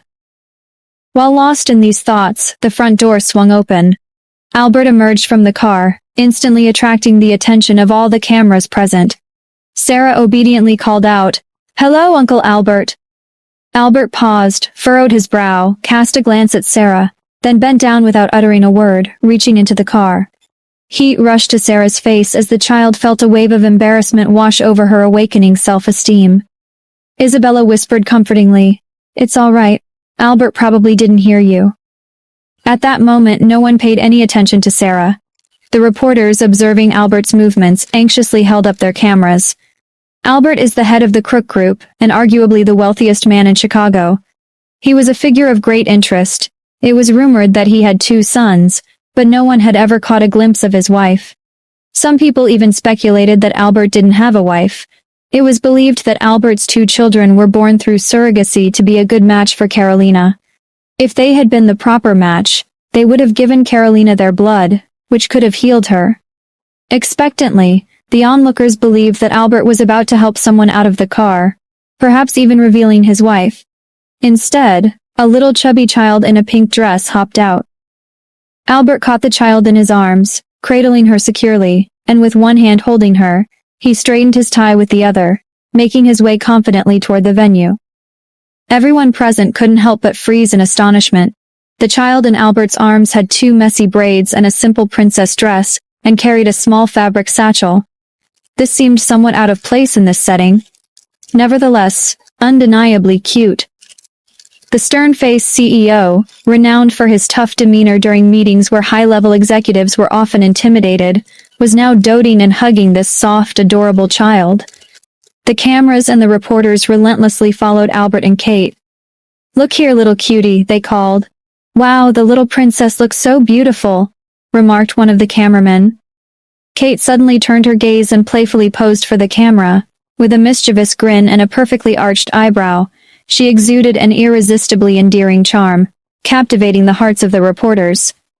Albert paused, coming to a stop.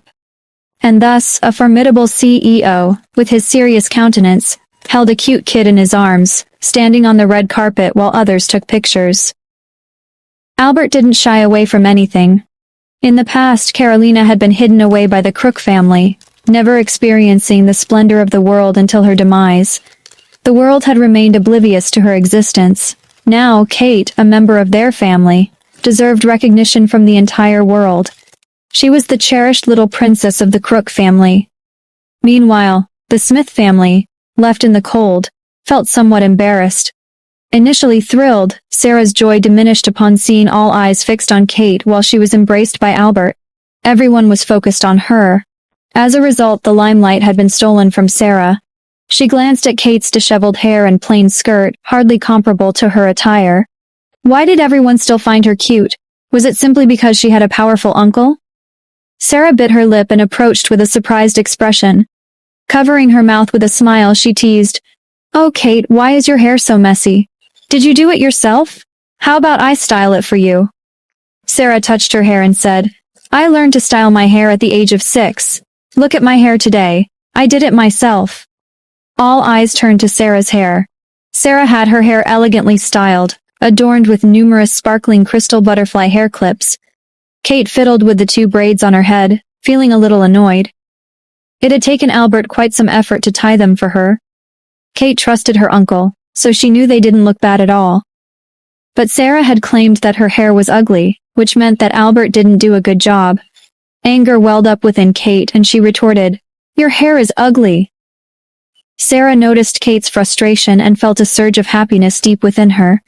Unbeknownst to her, it was Albert who had styled Kate's hair. Sarah couldn't fathom how messy hair like Kate's could be tied up by an adult. She confidently continued, "What I said is true. Who tied it up for you? Come down and I will help you." Isabella chimed in with a laugh, saying, "Kate, your hair does look a bit messy. How about me and Sarah help you with a beautiful hairstyle?" Jack also joined in the cheerfulness. They didn't want to miss the chance to please the Crook family. However, Albert's cold voice interrupted their mirth. "I tied Kate's hair." Sarah's parents' smiles froze on their faces. It was inconceivable for them to imagine Albert, a man of such stature, tying a child's hair. Isabella quickly apologized. "Oh, I'm sorry. We didn't mean anything else.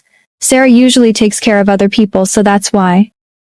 Ignoring their explanations, Albert carried Kate inside, leaving Sarah's family behind. Once inside, Albert inquired, "Who invited the Smith family?" He was certain that the Smiths were not on the invitation list. A staff member promptly replied, "Everyone inside has an invitation letter. I can double-check for you." Albert's voice remained cold as he commanded, "No need. Just ask them to leave." The staff member complied, saying, "Okay." And so the Smith family was stopped by the staff as they tried to enter. "Do you have an invitation letter?" they asked. Jack presented the invitation letter from the Miller family, explaining, Mr. Miller couldn't make it due to some circumstances, so Mia asked us to attend on her behalf. Although they had secretly obtained the invitation letter, Mia had been sent off to the countryside. Nevertheless, the staff member, taken aback, inspected the invitation letter and confirmed its authenticity. Seizing the opportunity, Jack swiftly led Sarah and Isabella inside. After all, everyone else was already there, and they couldn't afford to miss out. Meanwhile, in the background of the venue, a staff member respectfully guided an occultist priest and his disciples. "Shaven, this way, please. Thank you for your presence." Shaven nodded in acknowledgement and surveyed the surroundings. Indeed, the venue is splendidly decorated with an auspicious air rising towards the east. It's a good location. The staff member echoed with a smile. Absolutely. It was all guided by the master. Lucas added, "My master has made a lot of preparations for this ceremony." The staff member chuckled. Observing everything around him, Shaven finally spoke up. Nothing else, except that the ribbon-cutting ball in the middle should be moved an inch to the east. It should correspond to the auspicious alignment of the stars today. He continued, "Also get new ribbon-cutting scissors and bring red string, yellow paper and joss sticks." The staff member hurried to fulfill the requests, eager to please Shaven. Satisfied with the staff's attitude, Shaven relaxed. The ribbon-cutting ceremony was shaping up to be straightforward, and he didn't anticipate any problems. Carried by Albert, Kate entered the venue just in time to witness the large ceremonial ball on the stage being slightly adjusted towards the east. Perplexed, she asked, "Uncle Albert, why did they move the ball? It looks weird now, being off to the side." Albert took a glance and noticed that the shifting of the lighted ball had caused asymmetry on the sides of the stage. He instructed his assistant, "Go and tell them to align the ball properly." The assistant promptly approached the stage to relay Albert's message. Meanwhile, Kazo floated nearby, rubbing his chin. Going against conventions, they don't understand anything. Can they not feel the discomfort? Kazo rambled on, but Kate blinked and shifted her gaze to the small cakes nearby, wondering if she should pay attention. In a warm tone, Albert asked, "What would you like to eat?" The listing ceremony of creations was not just an event, it also attracted celebrities from various domains.